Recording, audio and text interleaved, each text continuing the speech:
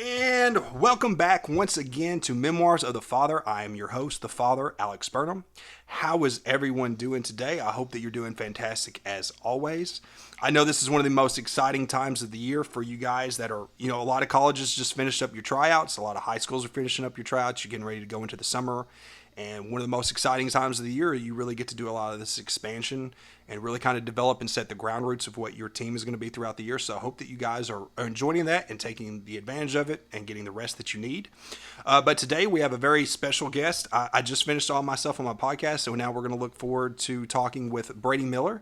He is from Navarro. I coached him for 2 years at McCracken, and then he did 2 more years at McCracken after I left, and then he just finished up his first year at Navarro.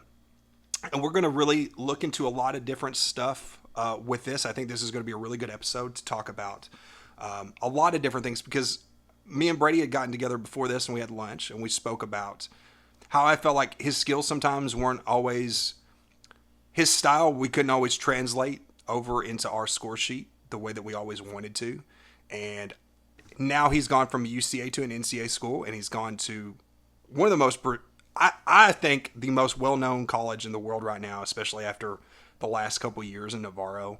And we really want to do a deep dive into all this stuff and get a chance to tell his story and tell some of the better things that he's done and look at a lot of the differences. So we're really going to get into a lot of that stuff. And I don't want to waste a lot of time, so let's just go ahead and get into it quick. Alrighty. So Brady, I want you to just kind of go ahead and start talking about what got you into gymnastics, because you started primarily as a power tumbler. Mm-hmm. So kind of go through what got you interested in that, how did you go about in getting involved in it, and at least in the beginning, what kept you continuing to come? Well, I started tumbling at around age 10, so which is primarily late. Yeah. For most people, if they're wanting to do cheer, gymnastics, whatever it may be, it's just a really late age to start tumbling, but I basically got into it on accident. Okay. So it was just a random day, and then I started getting all of these videos of people doing gymnastics tricks, flipping, parkour, stuff like that, and I'm just like, that looks insane, yeah, but so fun at the same time. So I took an interest in it, and I was like, Mom, you gotta let me do it. I gotta do something with it. And so she signed me up for an all-boys tumbling class at Lakewood Gymnastics. Who taught that class? Goodness. It was so they had a set of twins that worked there. Luke. It was either Luke or Asa. I know Luke and Asa. I used to spend a lot. That was probably been about 10 years ago, probably at the same time. But yeah, I used to them and Justin Morgan. I don't know if you know him, but he was at Cheers Elite for a while. Oh yeah, he was. He's a little bit closer to my age. Mm-hmm. But all 4 of us used to spend a little bit of time together back in the day. They were way better behaved than me and Justin. They were good boys. I really liked them a whole lot. They were good tumbling and really good people to just conversate with. I really enjoyed them. I haven't seen them in forever, bro. If you hadn't mentioned them right now, I don't know if I would have ever. God, that's. Oh yeah. That's putting context for me right there, because I was in college when I met them, 21-ish probably. Mm-hmm. They were such nice people. They really, really were. So and I always felt like I would see them interact with other people, and I always felt like they did a good job. Oh yeah. So that's pretty cool that you got to them and not Joe. But Joe's a different animal from. Yeah. Joe's got. He's kind of like a lot of guys that aren't. A lot of guys that I think don't start out as gymnasts. When they come in, I feel like they're fearless, reckless, because they have no concept that they could get hurt doing this. Yeah, they'll just start chucking stuff. Joe was very much like that, but Joe also teaches people that way. Mm-hmm. Just do it. And Yep. But I feel like the other 2 would have been more so technical, a lot more understanding to work with, and really teach you how to do things correctly. And Joe would too. Joe had beautiful tumbling, but Joe just did it. Nobody taught Joe how to tumble. Mm-hmm. That was the crazy thing about him. He watched YouTube. He just watched YouTube videos. I could tell you stories about Joe that blow you. I was in the gym when he did a double tuck, and he was like, "Hey, spot this." I was like, "I have zero fucking clue how to do that." And I saw, dude, he threw about 10. I saw him hit 2 of them, the last 2. but he got wrecked on the God. first day. But that's just the way he was. He was so fearless, and he used to throw tumbling passes and like purposely land on the ground, like in compromising position. Like, he didn't care. Like, I like Joe. He's definitely got my personality, but I don't know if my approach really works with tumbling. So you definitely got to work with two more technical guys. Yeah. So how, just kind of go into that more, like, because you did that for a while before you ever got into cheer. So just, did you compete? Did you do, what all kind of stuff did you do and were you a part of? And like. But yeah, about a year later, I did that tumbling class for maybe 9 months. Okay. Before they were like, okay, he can't be in it anymore because he has like a round offhand tuck. Like, you actually have skills. Like, actually have skills, and is actually progressively learning every week. So, and I wanted to compete. They didn't have boys gymnastics at that gym whatsoever, but they still had power tumbling. So, my mom brought me in to a power tumbling practice one day, and I met Jim for the first time. Okay. And how was that? He has stayed the same since I've met him. Like, he's been the same since I met him 20 years ago. So like, that doesn't shock me at all to hear that. Just very buttery, very, very just fun to work with. Yeah. So he gave me a really, really good first impression, and that same day, I probably learned way more in that one day of just being there as just like okay, do I like this? Do I not want to do this? And probably that whole time I was doing that tumbling class to begin with. Yeah. Now, did Jim did a lot of your stuff, or did what's his wife's name? Vicky. Vicky, because Vicky was the Olympian. Am I correct? Okay, she's the one that actually has done. I don't think Jim's ever flipped a day in his life, right? No.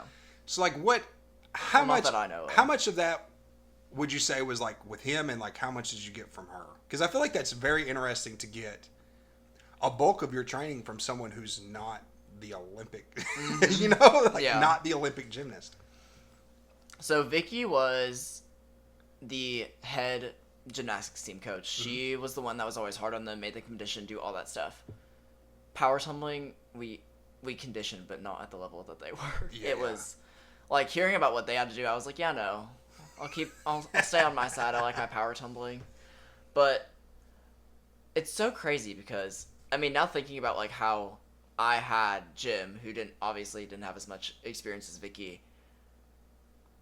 It's crazy because I learned so much in such a short period of time. Yeah. Stuff that he hasn't taught, or both of them haven't taught in such a long time. Because only a select few of people that have gone through that gym are able to do the things that they can do now and have gone to the places that they're at now. Yeah, because I don't. In all the years that I've known them, I've never known anybody that could do all the stuff that you can. There's been some people that always have pieces, but to not just do the things that you do, but to do them the way that you did them. You were very graceful. Like, I remember like when we got a hold of you, it was like, what did we teach him? Because it was like, from a skills perspective, there was really nothing we could do because the rules did not allow you to do anything that you couldn't do. There was a cap, obviously, but I really haven't seen a lot of people come out of that gym that were remotely close to you. I mean, I don't even know if I've ever seen anybody come out there throw like a double or anything like that outside of you. There's probably been some, but that like I wouldn't know because like Eric went through there.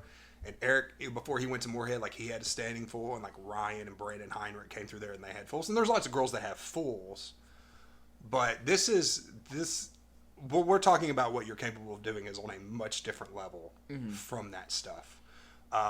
So why did you never tried to do All Star? Why did you not try to do All Star? We didn't have All Star. So Lakewood and just the gyms that were insanely close to where we live now, they just didn't have it. They only had gymnastics. They only had tumbling. They didn't have any sort of all-star team or any sort of all-star, like, anything here. Yeah. They did, but it's not at the level of, like, well-known gyms like Cheer Athletics, Top Gun. Yeah, yeah. Any teams like that, we didn't have that. We don't even really, because like I think like the closest prominent gym to us is probably about 2 hours away at best. Because Yeah. I mean, Nashville's got like Cheerville, and they've got Premier and stuff like that. And then we have Gym Time, Illinois. Well, we have Louisville, but Yeah. Louisville is further away from us than Nashville, Memphis. Yeah. Like it's almost a 4-hour drive to Louisville to get to gym time. And that would be a great opportunity, but it's just not realistic for people to want to uproot their life and always go. There's a lot of people that do that, but then when you go to gym time, it's like it's a very prominent place. Lots of people are trying to do the same type of thing, like move over, and the whole all-star world is maddening, honestly. But really, like you would have to like really travel to really make something, and which is shocking because within like a 60-mile radius of us, you have Graves County, who's a 9-time national champion. You have McCracken County, who's 7 national championships now, I think. Might be more, but it's at least 7. We have Marshall County that used to compete. Dyer County's not but an hour from like the Mayfield area, and they have 4 national championships. Blackman's only an hour and a half away from us, which is still a long drive. But like, if you found the center point, like somewhere between that Kentucky-Tennessee line, you could reasonably be within like a 60-minute difference from 4 of the biggest programs that have competed at nationals. And then like that's not even include like we had Martin Westview that used to win back in the day. We have lots of teams that have prominently competed. Like if you did something like that, there's a pretty good pool to pull from. Yeah. But nobody's ever done that, and I have no idea. I mean, I can imagine why, because it's a hassle to start a gym. But so you just did the power tumbling for all these. Did you want to do cheerleading? Like, were you interested in the cheerleading aspect before? Like when you were doing all the power tumbling stuff, like before you came, like were you interested in doing it at all? Or did it ever cross your mind, or were you just wanted to do the gymnastics route? So it got to a point where I was, I did power tumbling for maybe I did it for 4 or 5 years. And so I was about to start my freshman year. And I was like, okay, I don't know what I'm going to do. Like, and my dad engraved it in my mind. They were like, okay, we want you to try co-ed cheer for McCracken. And I'm like, what is cheerleading? Like, I don't know what that is. And basically, I talked to Jim about it, and I was like, hey, I'm going to start going to open gyms for this to see if I like it. And he engraved in my mind that it was going to make my tumbling look so bad. I was going to lose everything that I worked for, and it just wasn't going to be fun anymore because I'm not going to be competing, double backs, double fulls. Yeah. Like, it's just the only hard skill that I'd be able to compete would just be a full. Yeah. And he just engraved it in my mind that, like, oh, I wouldn't do that. Like, your tumbling's going to get so bad. You worked so hard for it. But it got to a point where I was like, well, there's nothing left for me to do. And at this point, power tumbling, at Lakewood, it's dying. Yeah. Like, no one's doing it. Like, maybe me and 4 others are still left on it for no reason. Yeah, yeah. Like, we're not competing. We're not doing it. We're just doing it. So then my dad tells me, they're like, oh, yeah, I already told Coach Mac. You're doing it. So let's track back here just a little bit and give some context to people. Now, your dad at the time was the athletic director. He still is the athletic director at McCracken. But he probably had just come on, or he had probably only been the athletic director for 1 or 2 years prior to you come. Because what was it, probably 2019? Yeah, 2018, 2019. Yeah, I know that he took over full, because I remember when Chris was there and then the whole fallout from that. Because Chris hired me originally. And then that was 2019 when all that was like going around. I think your dad had come in as like the interim athletic director to finish out the year, and then he completely took over after that. And then, so he probably had 1 full season, and then you came in the very next year to us. I believe that's right. Right. I think that's correct. And your dad, your twin on top of that. Mm-hmm. And your brother was like a really prominent basketball player, if I remember correctly. Oh, yeah. And then your dad was like legendary baseball coach. Like, how many years did he make the Final Four, like consecutively? It was an insane statistic. Whew, I knew at one point there was like a 4-year period where he made it to the final, at minimum made it to the Final Four every single year. Yeah. And I think his last year, I think he made it to the finals. I know at one point in there he did. But like that predated before I even got there. Like there was a run of that was just insane. So given that your brother's a basketball player, your dad's an athletic director, and you're a gymnast, how does that fit? How's the situation? Because your dad has always come off to me as being very, very chill and very, very understanding about a whole lot of things. Like your dad was hands down one of the best people to work for as far as like an athletic director. He was so understanding for a lot of things that we dealt with that like most of you guys probably don't even know, just the behind the scenes stuff. His demeanor was so cool and calm and understanding, and he was very he listened to us. That's the best way that he understood where we were coming from, understood a lot of our stances, and like I feel like he was just really flexible. Would that be how you describe that? Like did he want you to be a gymnast? Did he want you to do other things, or like was he really cool with you like going down this road? Like was it He was always open to me trying new things. He wanted me to do something. Like, Yeah. I went through a period where I tried, I did try basketball. I tried baseball. I tried soccer, things like that. Nothing clicked like tumbling did. Yeah. And once he found that it was, something I could do it in high school, he loved it. And he loved the idea that, like, if I loved it so much, I could go to college and do it. Yeah, yeah. And on scholarship, that might add. We talked to Gino about that before you ever can come on. We were like, because we knew about you. We knew you're tumbling. And of course your dad had talked to us anyway. And then like when our dad was talking about it, we're like he's getting paid. Like we're just going to tell you this right now. He's going to get paid somewhere. He's going to be good. And I was like, honestly, even like when you came to us, the skills you had alone then probably would have guaranteed you on a lot of teams. Mm-hmm. But because you hadn't done cheerleading, there were a lot of different things that you didn't know about. Mm-hmm. Like the counts, music, and then the other elements that you would eventually be involved in. Yeah. So we'll get into a lot of that more when we go to. But we're so what absolutely convinced you? Like, was it your dad that convinced you to come do cheer? Did you have friends? Were you, what was really like the thing where like, I feel comfortable, I'm going to give this a shot at least? So, ironically enough, whenever the docuseries came out in 2019, something like that. The Navarro one on Yep, Netflix? of Navarro. My mom made me sit down and watch the entire thing. And we're like, okay, I'm going to make you watch this. And I know you're gonna love it because she was telling me, she was like, yeah, I watched it, I loved it, and I want you to watch it because it's what you're about to go do. And I'm like, okay. So I watched it, and after watching the last episode, I was just kind of like, huh. Like, it kind of just, like, brought a new idea of, like, oh, like, this is actually what they're doing. Yeah, yeah. Like, this is, like, what they're competing at. And then I always knew that McCracken, Graves, they always competed at Disney every year. Yeah. And, at the time, Disney was my Daytona. Yes. So, watching it and actually learning about, like, what it is and stuff like that, it was fun to watch. And so I eventually caved in, and then we started lifting. Yes. Every day. Okay. Every week.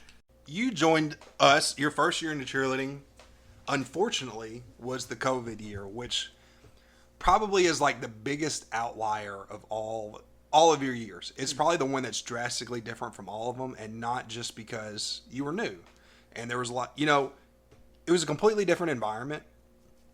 Because everything, and I talked about this long form in an episode, you can go back and check that on the podcast. But things were drastically different because, I think it was probably mid-March when everything shut down. And then it was months before we really even knew anything about what we were going to do. And I talked about it was probably like the middle of the summer when we were going to do this. And initially, all the boys are with me. That's all that we are. And for several months, it was just conditioning because there was we couldn't integrate because of the rules. Like we had, you had to stay in the small groups and stuff like that. So we just kind of kept all the boys together because if one guy and the girls get together, it was just all going to spread. It was going to be chaos. So we were like, well, we'll do this. And there was probably like 6-7 weeks where it was just us working out. And I did that with you guys initially. And I always felt like a lot of my workouts I think we started off pretty good trying to get you guys accustomed to some things. But a lot of my workout was just pace more than anything. I didn't ever ask you guys to do like insane like weight numbers, but I ran things together really, really, really fast. Like there was a very little downtime between your workouts to kind of mimic a lot of the cheerleading stuff because you're going to throw this stunt, there's going to be an explosion, and then there's going to be a pause. And then there's going to be an explosion when you go to do a tumbling pass, and then you have time, there's time in between, especially on the guy end, because you are the exception to that rule. Most of our guys were not involved in running tumbling sections. Most of our guys, that was like a break for them. You're the opposite of that. So a lot of our conditioning would have been beneficial to get you up to like a stunt level because we really it was almost, prior to you, we almost would never put a guy on the floor that couldn't stunt because we were limited to 7. And I feel like at some point during the routine, we would always like make it a point to like put up 7 stunts, a max number stunt. But your tumbling was just so ridiculously good that there was no way that we could justify not putting you on the floor. Like there was no world because the fulls are a big portion of our score sheet. And we don't have a lot on top of that. Like most of the time we're lucky to scrape by with 5 at that point. And I think we had 4 girls. I know Lily had one. We had Lily, we had Izzy, we had Audrey. Was there another one? And then Hallie Sidnor. And Sidnor, yes. So we're a little low on the tumbling end, and especially like we had just come off losing to Brother Martin. And I felt like one of the things that they did was push us a lot in tumbling. And prior to that, the years before that, nobody really did. Like we dominated the tumbling section, and that was one of the reasons why we won a lot because our girls were outshining everybody else's girls. And we were stunning better than everybody on top of that. But the introduction of Brother Martin changed that whole viewpoint because they're matching us. At the very least, they're matching us or super close in stunts. And they're doing the same in tumbling. But they were producing, they had probably like 9, 10, 11, 12 fulls at times. And no matter what kind of tumbling we did, that drastically overshadowed us. So it was almost impossible to say no to that prospect, regardless of what stunts you could or could not do. Because if we continued down the path that we were going to go, we were going to put ourselves where it didn't matter how good your stunts were. Because they were going to overshadow us in jumps. They were going to overshadow us in tumbling. And they were going to like eat away at the things that we did to get an advantage over people. They were going to close that gap. So, and on top of that, your tumbling was probably the prettiest on the team. Especially like that, anything through to a full, all those skills that we would require for you, you had them solid. They were pretty, they were gorgeous, and it was a lot of just learning counts and the other things. How was it? I don't really remember that being like a problem for you, like picking up on counts. I feel like you did that pretty quickly. Was it any different for you to do it 2 counts? Like, because like now you had to perform certain skills at a certain time. Yeah. Or did you feel like this is naturally the way that I do it anyway? It's mostly just as long as I go when I'm supposed to, everything's going to work out. Kind of, because you've spent, how many years were you tumbling before we were like, hey, here's an 8 counter? A long time to switch, to switch like that, to do things one way and then have to do it this certain way. Was that something that you found challenging? Or I guess the real question would be, when we finally got together and we started doing stuff and we started putting routines together, what did you think were some of the most difficult things for you to pick up on? Or any things that you were like, did you struggle with anything? Were you worried about anything? Kind of what is your mind in the very beginning on a lot of this stuff? Like when we're putting routines together and just how you view yourself, There's a whole lot to like. It's your first time experiencing a whole lot of stuff. Probably, counts. At first, they were obviously different, and I wasn't used to going to counts, so I was just like, oh, I'm going on this time, or I have to like shrug on this time, chin pop on this time. But I mean, after a little bit, that wasn't really a problem. I would say my biggest problem was just going from certain place to the next for the rest of the routine. Because I remember my first year, I would start at the front, and then I would have to run all the way before that time, and I would just be like, and at the same time, Jennifer's looking at me like, arms by your side. Yeah. And it's just like, and it's just little walking things clean like and tight. The little stuff, the nitpicky things, which I never really felt like, there was never a time where I ever watched you do anything and I felt like you didn't know what you were doing, Now, how much did we use you in stuff outside of something? Like, did you play parts in the pyramid? I believe you did, didn't you? Because you're tall and you've got good reach. So, like, even, like, not from a stunning perspective, the value that you would have in pyramids is really high because a lot of the guys that we had that group were not big guys. Yeah. We're talking like you and Noah were, Andrew. We had Andrew too, the giant. Green. He reminds me of the green bean giant on the green bean can. That's who he is. Paul Bunyan of like Green Bean Land. But yeah, so obviously, we're moving in this direction where we're putting up more structures, we're putting up more stunts, and having someone with height is good. And it's with a lot of the short guys that we have that would primarily be under stuff, having someone taller that can reach and do stuff. Plus, we already knew we were going to put you on the floor. How is that getting introduced to the pyramid aspect? Because it's not really like you were broken in gently. Mm-hmm. It's not like we started, we're going to do some stags. Like, I vaguely remember us just being like, it's go time. Like, here's a rewind. What was, because like, you hadn't done all that stuff. So like, that's really like your first introduction into just stunts, the stunts and the pyramids and stuff like that. So what was that like? Just, was it scary? Did you not know what was going on? Did you just kind of like hope that you'd figure it out? It's a whole new element on top of, I think a lot of guys would be more nervous about the tumbling. And your thing, all that's already comfortable for you. You've got it down pat. So this is really the big new element to what you're doing. How'd you feel about it? What'd you think? Like, because we threw you in some stuff really quick. Like, it was just go get it, So tell me, just going through that and being, because it's a new element to your routine. Did you ever feel like it affected the way that you went on full outs, like your cardio and exhaustion? Did you notice a difference and stuff like that? I remember my first year, I was in first pyramid. I grabbed not toe and ankle, that's illegal. Just ankle. Yes. I was back in both hazels. I was in that pyramid. There you go.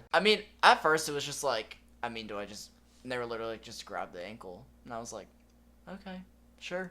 So it wasn't, pyramids now, like looking back at it, they weren't really difficult for me to comprehend. No. Really, like for what I was starting with, like I was like, I'm just grabbing the ankle, and just lifting. That's all I really could do.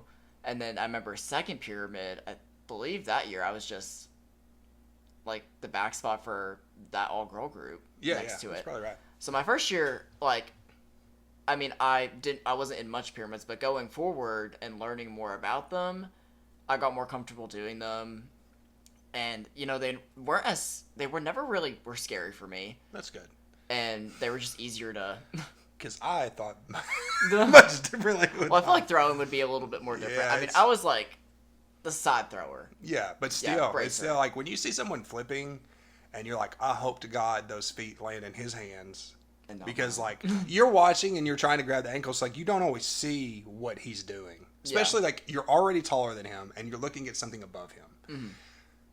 I never had that. I was hardly ever a back spot, ever. I'm like 5'9" on my best day. And that was pre-breaking my neck, so I'm probably shorter than that, that now. But yeah, so a lot of this stuff, like I said, I always remembered you picking up really well. I think a lot of the things that we had to hype you on was probably a lot of the stuff that we have to do with all of the boys. Like counts is not something any of the boys are really familiar with. I don't ever remember getting one guy ever that came from another cheerleading place or had all-star experience before we got them. So like a lot of that stuff is just, it's all around brand new for all the guys. And then same thing with like a pyramid stuff. Like I said, the tumbling was the bread and butter. Now, let's fast forward just a little bit because we're going to try to cover a whole lot of stuff here. What were the full outs like, the first one? So, the first full out, I remember, I think in my head, I'm just like, okay, just land all your stuff. Don't think too hard about it. I remember going after it, and I'm like, wait, this has a little kick to it. It's a little tiring a little bit. But, I mean, the first one we did, I mean, that whole season alone was just chaos. Yeah. So I remember a lot of those fallouts just being straight chaos. It was just one thing going wrong, one person nearly just breaking their neck, another one just falling out of their stunt, stuff like that. So they were either hit or miss. I mean, my experience with fallouts, they were hard, but I feel like if I were to be put in anything more, it wouldn't be that much harder, if that made sense. Yeah. I've always felt like the way our routines are designed, like if you're not a top girl, God help you, you know, because you're really not going to get a break. And we've got you in a similar type role, not that you're a girl or anything like that, but you're primarily doing the tumbling, and then you're going to do some of these pyramid parts. And typically during this, those all girls are holding preps, and like it's really not anything crazy, but just sitting there holding someone for an extended period of time at a prep level sucks. Like I hate, like if we had to do toss hands and just sit there and hold it, like I'm miserable. I hate that. It's because it feels better when you hold it on your head. You're fully locked out. You can hold the weight more with your whole body. So like it's just, even when there's a part where you feel like this is easy, it's not. Yeah. You know, because like, and then we hammered the girls. Like there was tumbling passes everywhere. We used tumbling passes to transition, to move people, to get people to places. I mean, there was hardly ever a point where there was not some level of gymnastics going on at some point, probably other than the end of the routine. But your year was kind of different too, because we choreographed you guys tumbling in the second half. Oh yeah. And then you we always put you in what I would call the highlight pass. And I talked to Raymond about this several months ago, because he was asking me about the torch kickfuls that they did in the second half of the routine, and I was like, listen, he's like, I don't know, we're thinking about taking them out. I was like, don't take them out. I was like, that's the Brady Miller spot.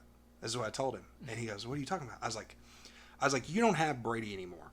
I was like, one of the best things that we ever did was after the last stunt, we would have the transition where everybody's walking to the big group pyramid. But because everybody's trying to locate together, it looks really sloppy and it's kind of hard and it's kind of boring. We're going and getting set. Like it takes a little bit more time because you're moving so many people to one specific location.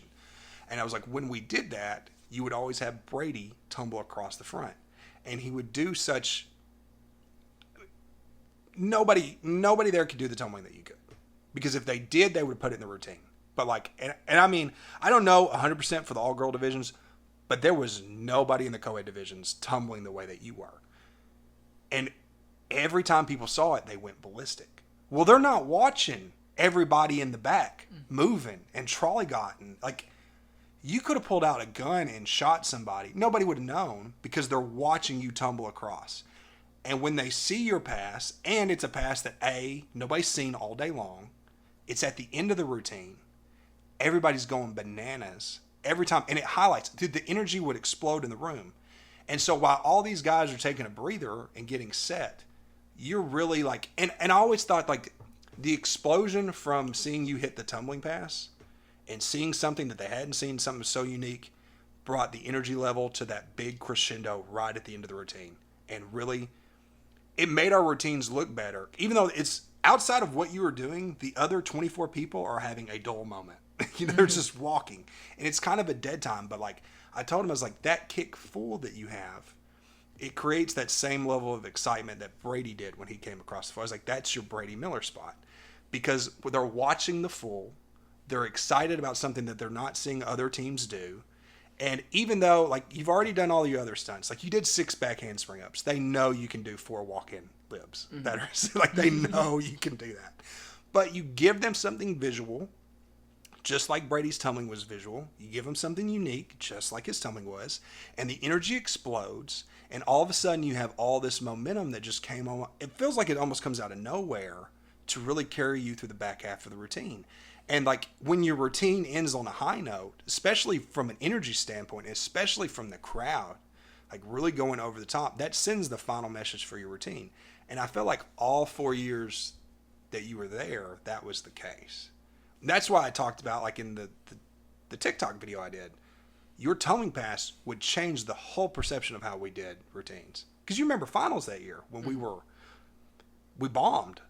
But like when you came across the mat and you did the tumbling, people acted like we would fucking just smoke this routine. And it was like, we just died a minute ago. We've been dead for 60 seconds. It's like Brady just brought us back to life. But the energy, because like that performance should not have had that strong of a reaction at the end of it. But it did. People were crazy about your tumbling pass. And we finished out that pyramid really good, and it looked good. And it gave us a better look than probably what we actually had. But you did that a lot, because I swear to God, I bet that Brother Martin or whoever's, like, whatever divisions are there, I bet they're like, thank God that motherfucker graduated. Yep. Like, I'm sure that they're like, we can't.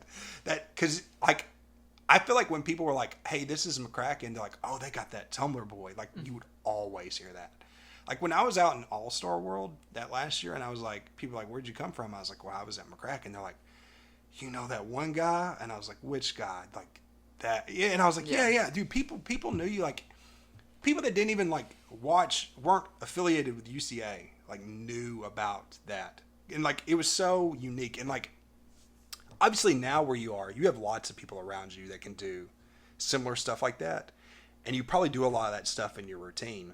But because we were UCA, we didn't have people like that, and there weren't people that could do that at your age on hard mat consistently. You know what I'm saying? Like it was so unique, and in a lot of ways, for the 4 years you were there, I felt like it became the identity. Like people expected to see you, and people were excited. Like they remembered you from year to year, and they're like, well, we want to watch that tumbling. Like, and every year you you kind of outshined yourself again and again and again. Like the last one where you tumble across into the guys and they sling you out and you just keep on tumbling. Like, that's fucking, like, who does shit? Like, who can do stuff like that? You know what I'm saying? Like, so I always, like, that's what I call the Brady Miller moment on the routine. Because for us and for our brand, it was so unique and created such a different thing. And I feel like in a lot of ways it's made, because I feel like there's a little bit of an all-star shift in some things in high school now, like the asymmetrical formations, and like now you're getting ready to sprinkle a little bit of tumbling in different, like, unique formations. Like, we've become a lot more creative over the years, and you see stuff ripple a little bit more. And I feel like a lot of that sometimes goes with you, because we tried to be at the forefront of a lot of that with Mark's choreography. But I feel like if we didn't have you to highlight that all the time, I wonder if that's the direction that it would go in right now. Mm-hmm. And that's pretty crazy to think about that. Like, I legitimately wonder that. Now, I don't know everybody and I don't know everything, but like, that's, in a lot of ways, I feel like there's a lot of potential to believe that you changed the way probably that some people choreograph routines. And I legitimately believe that, because how many people have tried to, like, I've watched high school nationals, and like there is a significant more amount of guys getting highlight passes now than there used to be. And that's a pretty crazy notion from what we're talking about right now, where you're starting to be a power tumbler that doesn't even really know if he wants to do this, to someone who potentially changed the way, at least at the very least from the co-ed portion, altered a lot of the way that they do things. And it really is crazy. Now, your first year too, we were large co-ed because we didn't start that way, but we made the switch after I think we didn't know if we were going to go, and that was kind of up in the air. And we're like, well, if we're not going to go, then we would really like to, I don't think we were really that focused on trying to win as much as we were trying to, we really want to give all these guys opportunities because we had a lot of seniors on that team, a whole lot.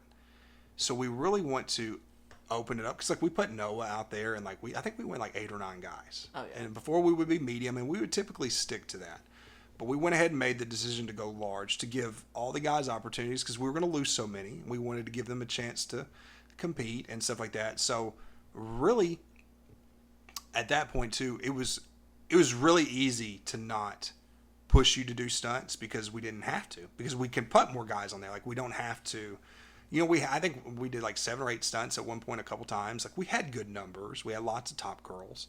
And we could really let you kind of work on the tumbling, kind of get introduced to a lot of stuff. Mm-hmm. Especially because, like, it's just like any new guy. Like, you want to give everybody the most opportunity that you do. But I feel like it's bad to overload people in the beginning. Because if you overload people and you put too much on their plate, more likely to things happen that you don't want to. So, like, in this case, I feel like we really got the best of both worlds. Because, like, we were able to highlight your tumbling. We didn't have to focus you really heavy on stunts yet. We let you get integrated with a lot of stuff. I felt like it was a really good time to do a lot of that stuff. And then we go into your next year, and you're involved in a lot more stuff. Mm-hmm. And I remember we were pushing you more to stunt, and then I think we were just like, if we can just get a cheer stunt. We felt good about that. Because we knew on difficulty standpoint, we were getting ready to hand out some ass. Like, we knew that. So we were like, we felt that year like our numbers were so big, our difficulty was so good, we don't really have to have numbers. And we really kind of stuck to that. Mm-hmm.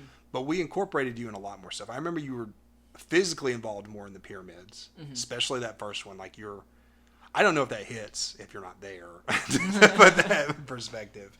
And then your tumbling got a little bit more. I think we sprinkled a lot more stuff on there. I think we included you some in jump sequences, which up until that point we had never even fucking considered putting a guy in jump sequences ever. And I think that's what would you say? Because a lot of the stuff, the COVID stuff, was virtual. Mm-hmm. So like it's a whole. Everything was drawn out. It's kind of dysfunctional. We are aware of that. Your second year is where it's more of, probably every year after that emulated that year much more than it did the first one. Mm-hmm. So what did you think going into your second year? How drastically different did you view that? Because we did a lot of things that you didn't get to do the year before. Mm-hmm. We did like UCA regionals. And we did games. Cheered games. Oh yeah, we cheered games. I didn't know anything about cheering. You remember my first game? I was like, okay, what am I doing? Let's talk about this. I want to have this conversation because I want to have it with someone that would fucking understand it. Mm-hmm. I don't understand why we cheer it at games. I understand us being there, like it's the traditional thing, but like we spend forever working on cheers like. Touchdown, we want a touchdown, that nobody is going to fucking yell with us. Mm-hmm. They are, especially today, like us, we were really bad because like our student section was like considered top in the state, and like we didn't have to be there. They were going to put on their own show. Oh yeah. And they're going to do their own chants. And it was very much a part of the school's culture. So like for us especially, it was like, unless you're yelling defense when we're on defense, Mustangs when we're trying to do something good, they don't give a shit. It's like you only need 2 cheers, defense and whatever your school's mascot is. That's the only 2 cheers that you really need, because nobody cares. Like, they came to watch the football game. I'm sure that like they appreciate us being there. It's part of the atmosphere, so I think that that's important. But it's like nobody's been like in the middle of a football game like, damn, that cheer is really good. I could never, like, that's never happened. I swear to you, it hasn't. So like, do you cheer games at Navarro? Oh yeah. Oh, I'm sorry. Yeah. Do you have football? Yeah. You got football? Yeah. Oh shit. Oh my gosh, it's actually crazy. So we cheer soccer, volleyball, Soccer. basketball, and football. I've heard of volleyball. Yeah. Which is not Volleyball is fun. How do you do soccer? I don't know. We sit there. We do something. We think of a cheer and we just do it. And I'm just like, okay, my purpose here. What am I doing here? How do I cheer a soccer game? that's dude. Did camps for a team that like they cheered wrestling, and I was like, how do you cheer for an individual? You know, I was like, and it's especially up north, like where wrestling is a lot bigger. Mm-hmm. Like you see a whole lot more of that, and I was like, because I had to teach camp, and they're like, we need some wrestling cheers. It's like I don't know. Like how do you cheer I've wrestling? never cheered. Like, when I was in high school, we didn't even have a wrestling team. They have one now. But, like, when I was there, we didn't. And they never cheered games for them. And we never cheered those at McCracken. We didn't even do volleyball. Now, Graves did volleyball, but, like, I was never there when they did that. So it's like, you know, basketball and football is all that I know. Mm-hmm. And I don't. I mean, we did some hockey games when I was in college. But they were like at 1 o'clock in the morning. Nobody's there. They just wanted us there so that people were there. Mm-hmm. And it's freezing cold. Like you can't stunt because you can't get on the ice, and we can't stunt on the steps. So it was just we were there to be loud. And I loved the hockey games, man. Oh, I never watched hockey a day in my life before I cheered those games, and it was like at that point I was hooked. I went to all the games after that. Like I was like I love hockey, man. We could get hammered in the parking lot, and like you come in, nobody care. It was like 25 degrees, so like you wouldn't get sick because you're so cold all the time. You almost needed to drink to stay warm before you went in there. It just probably warms you up a little bit. And with the temperature in there, man, it was perfect. It was like those are good times. Like we would just go and wouldn't even get rowdy. We'd just sit there on a chair and drink, and watch the game, and just like it'd be like King of the Hill. It was the guy that was our fence was the hockey games. So. Just kind of walk me through what your second year, kind of what you think going into, because there obviously are a lot of differences. Mm-hmm. So just kind of walk through some of what you feel like, and you've got experience now. So tell me how that impacts a lot of, at least where you're starting this year from where you started a year ago. I would say everything was on track. The season felt shorter. Yeah. I would say my first season and my second season just felt like one giant one. Since we never really got that break. We ran right in because we took our break at dead period. Yeah. I talked about it in the one video. Like, we did state, and then like 6 days later they graduated. Yeah. And that normally we do it in December, and then we literally did tryouts 2 days after state. Mm-hmm. We had state on Saturday. We started tryouts on Monday, and then school was over on Thursday, and then that's it. Mm-hmm. And then we decided, well, we got 4 weeks till dead period. Let's just go ahead and just finish what we started.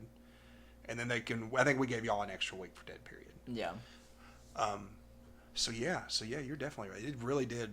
I hated that. Mm-hmm. 'Cause like, I feel like the length of the season the year before made it worse. 'Cause I feel like we got to the point where like we're fucking tired of each other. And like we don't want to be here anymore. Mm-hmm. Like, because normally we get done in February and it's like, okay, well, go live your life and enjoy your senior year or whatever. Like, we didn't have that luxury with that group. And I felt like that created a lot of hostility at times. Because, I mean, the whole situation was just bad in general. You know, not being able to... Because even if we ended at normal, like, everything's still kind of shut down. I mean, we're kind of like half and half at that point. Like, it's really just starting to open up. So, like, really, every element of that. And I think I forgive a lot of stuff because of that. I didn't at the time. I was just pissed off at the time. But looking back at it now, I think I understand that more. But this is, like I said, this is different. So what are things that you thought were different, and what are things that you thought... I mean, you know, there's a whole lot of... Like, there's a big difference here. Just tell me what you were thinking. I was thinking, you know, when we got there and we were starting to, you know, piece everything together, I was like, wow, we're doing it early. And then they mentioned, like, oh, no, this is, like, how it's supposed to be. And me going into my second year, like, I didn't know how anything was supposed to be. Yeah. Regardless of, like, my experience the year before. And then we got into actual choreo, and Mark coming in just really, really early. And it was just... It almost felt easier. It was just like, okay, everything's getting back to normal, like, whatever. And then competitions are like next week, and I'm like, oh, we didn't have this. Yeah. because we had one regional, but it was like 4 weeks before. So it was right around April. It was in April. So it had, you know, the year before I think we did choreography in like October, and we went like 7 months before we competed. We do October, a little bit closer towards like August, and then in November we're going. So what's that? Because you have less time to get ready.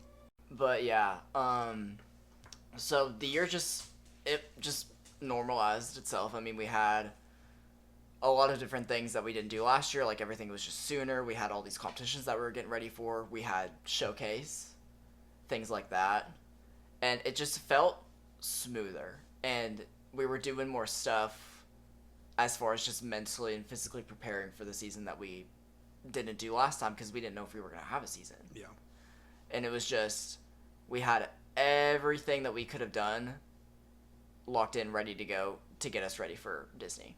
Absolutely. And then, I mean, just to kind of summarize that season in general, like we did Bluegrass, and we did KHSAA first, and we won. We were pretty pleased to win. Come out there, and I think we hit our routine. I know we did, because we wouldn't have won if we didn't. So we hit our routine. We were pleased with that. So we're off to a really good start, because we're hitting early. I don't remember Bluegrass. I don't think that we had any mistakes, and if we did, I don't remember what it was. It might have been one. We won both regionals. Yeah, and so we were in a pretty good place. Yeah. I feel like things were going, and I mean this is the first year we were trying to do the inversion, so I felt like our road could be a little bit bumpy, because we're trying to do something that's most of the coaching staff is not familiar with. Because I remember when we put it in, Jennifer told me, you're going to have to do a lot for this, because we don't know how. Mm-hmm. And I was like, okay. So I kind of expected that to be bumpy, but it really wasn't too bad. I mean, it took a while to make it look clean, because like the first few times we did it did not look clean. Mm-hmm. But I felt like by the time we got to state, at least that variation of what we were doing, it was looking pretty good. Like going into state, I know I felt really, really good about that. And obviously the tornado happened, and I think the atmosphere created the difference more than anything. And I'm not, Colton had been sick with COVID for like 2 weeks before that. He really did not go full out until that day. Mm-hmm. So there was a lot of elements that were in there that were just, it's the luck of the draw, and we just got dealt the shitty hand on those. Not taking anything away from Graves County. They hit the routine. They did what they were supposed to. We didn't. You had to be prepared for those moments. Cards were dealt, and we just didn't have the hand that could beat them. We didn't play what we had right, but mm-hmm. we just weren't prepared for. I mean, it's one of those things like you can't ever prepare for it. And in that moment, they played their hand better than ours, and I feel like, and I'm not upset about that. It was just one of those things that you're not always going to win, and it ended up being a lesson for us at the same time too, about that we didn't learn. But, mm-hmm. Now we go from there. I mean, we did the Moorhead Showcase. Now we had done the Moorhead Showcase the year before, but it was much smaller. Mm-hmm. And I always considered, at least from our perspective, the second most important weekend of the year, I've always feel like, is the Moorhead Showcase. I value that performance more than I do what we do at state, because this is pretty much, we've always decided this is where we're going to draw the line in the sand.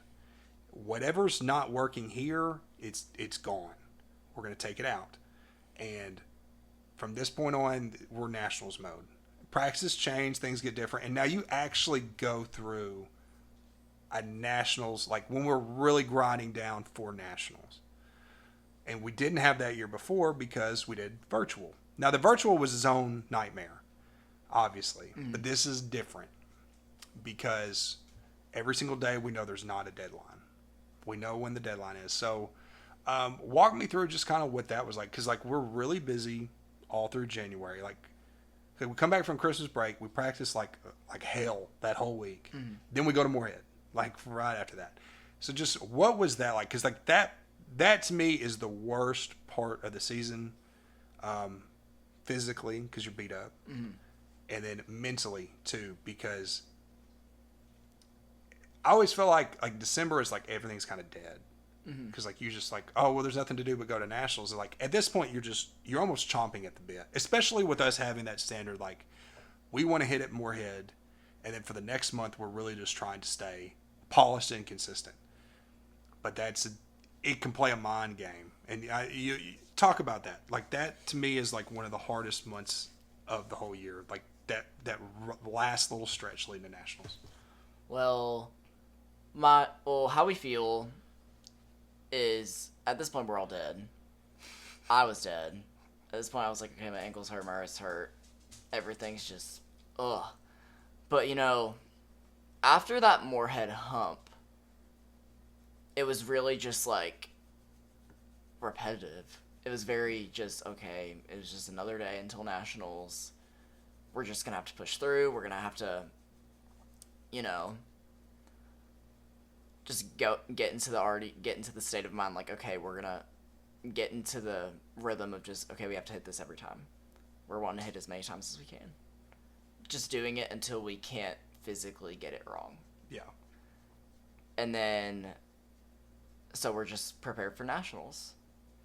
And going into nationals, we had everything that we thought we had.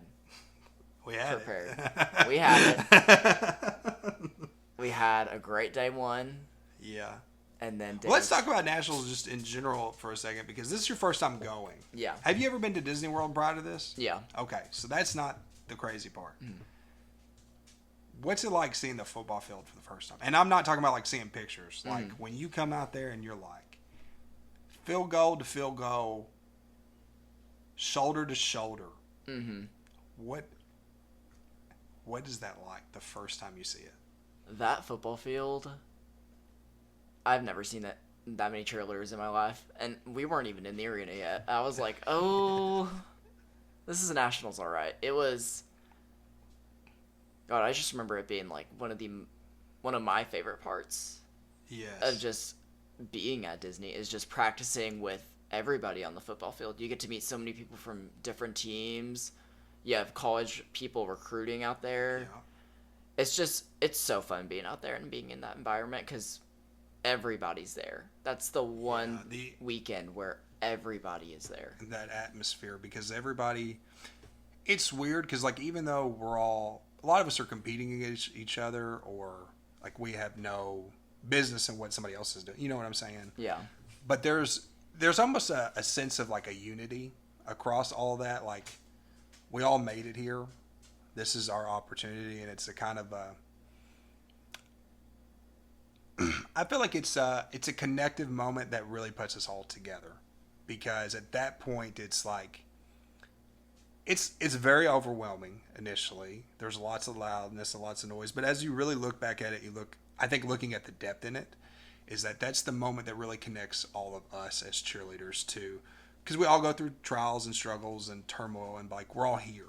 And like we're all going through all things, and everybody's here to put on a show, and it's like I think it's an exciting thing, and I think it really it sets the tone before nationals even really starts, because you get the feel of like everybody doing good and all the excitement that's in the air, the tension. It's like that moment where like it's your spotlight before the spotlight. You know what I'm saying? It's because there's people watching you, but there's people doing their others. It's one of the most difficult environments I think to be good in, because there is a lot of distraction. But I really think in the sense of it that it really brings a lot of us together and forms like a connect, especially like we're practicing with other teams and we're doing a lot of stuff together. You know, and you're seeing other things, and you're seeing incredible routines and stuff like that. To me, it's like that big connective moment, because when we go to the arena, we're at war with each other, essentially, you know. Obviously, we go to nationals. The first year that we did the 2 days, we did a Friday morning and we did like Saturday evening. This is the first time we'd ever done that.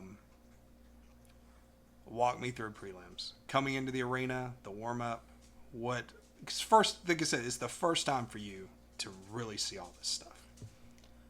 So prelims, as we go in, is just, I already feel, I've never done this before. I don't know what I'm about to get myself into. I don't know where I'm about to go.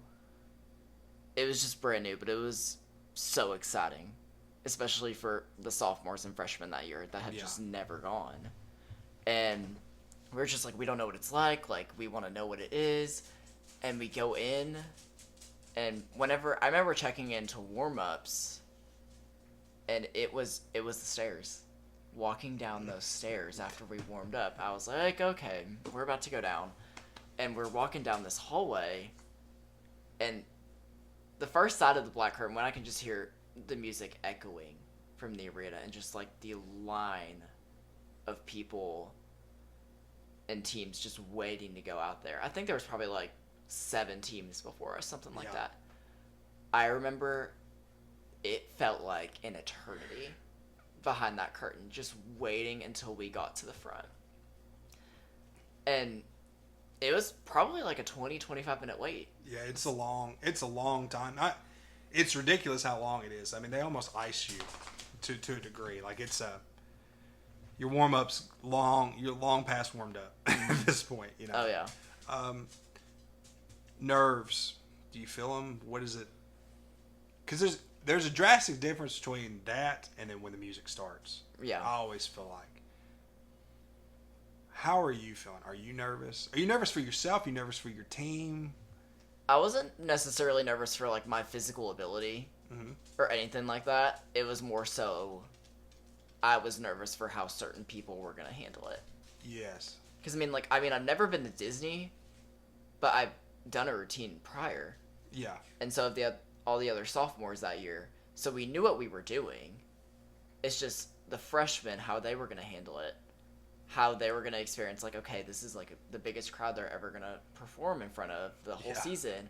How are they going to handle it? And I remember, because that was the year I started like front and center. Yes. Like I was at the front of the floor in this center panel, and I just look and I can't see anything. I'm like, those lights are so bright. When you look out in the crowd, it's almost pitch black. Oh yeah, it's literally pitch black. It's literally just white and then black. It's literally like crazy. The classic nightmare scene where you're like on trial, and it's like the lights are on you, and everybody's dude. That's almost because it really is like you're being judged and weighed and evaluated, and it's the dark abyss. Like you can see like the first couple rows of people, but like it gets dark out there in that arena. And it's such a I can't describe it truthfully. Like it's a weird environment, and I can't imagine when we're going to talk about the Bandshell. That's a whole new another world. But, so obviously we have a really good performance in preliminary round. How'd that feel? Because like to me, I felt sky high because I was like, okay, this is validation that we can do this, and we handled it well. How'd you feel? I felt unstoppable. I was like, okay, we're back. We're good. We're winning in person again. We're all feeling confident whenever we go out. I think we're going to Animal Kingdom. Then we found out that we were in first out of prelims. Yeah. And it was just like, oh, we're doing it. Like, we're going to win. And then going into day 2, everything feels fine. It feels the same as yesterday. We know what to expect. And then we go out there and absolutely just snowball. Did you feel like anything was off before you guys went out there? Did you feel like a vibe, or were you as blindsided by it as everybody else was? I was blindsided, but I think it was just the fact that we just hit day 1. Mm-hmm. So it was like, we're going to have to do it again day 2. Yes. That's what I kept thinking in the back of my mind. I was like, okay, like, we're just going to have to do everything again. And it's really, the fact that you bring that up really goes back into what we always thought. Jennifer was always on board with, like, if we have a mistake in the first round, that is a good thing. Mm-hmm. Because that's just letting us know to stay on our toes. It's almost like the nerves are all there and you can't avoid them. But, like, the idea that you have to focus on something kind of negates some of the negativity that the pressure and the whole thing does.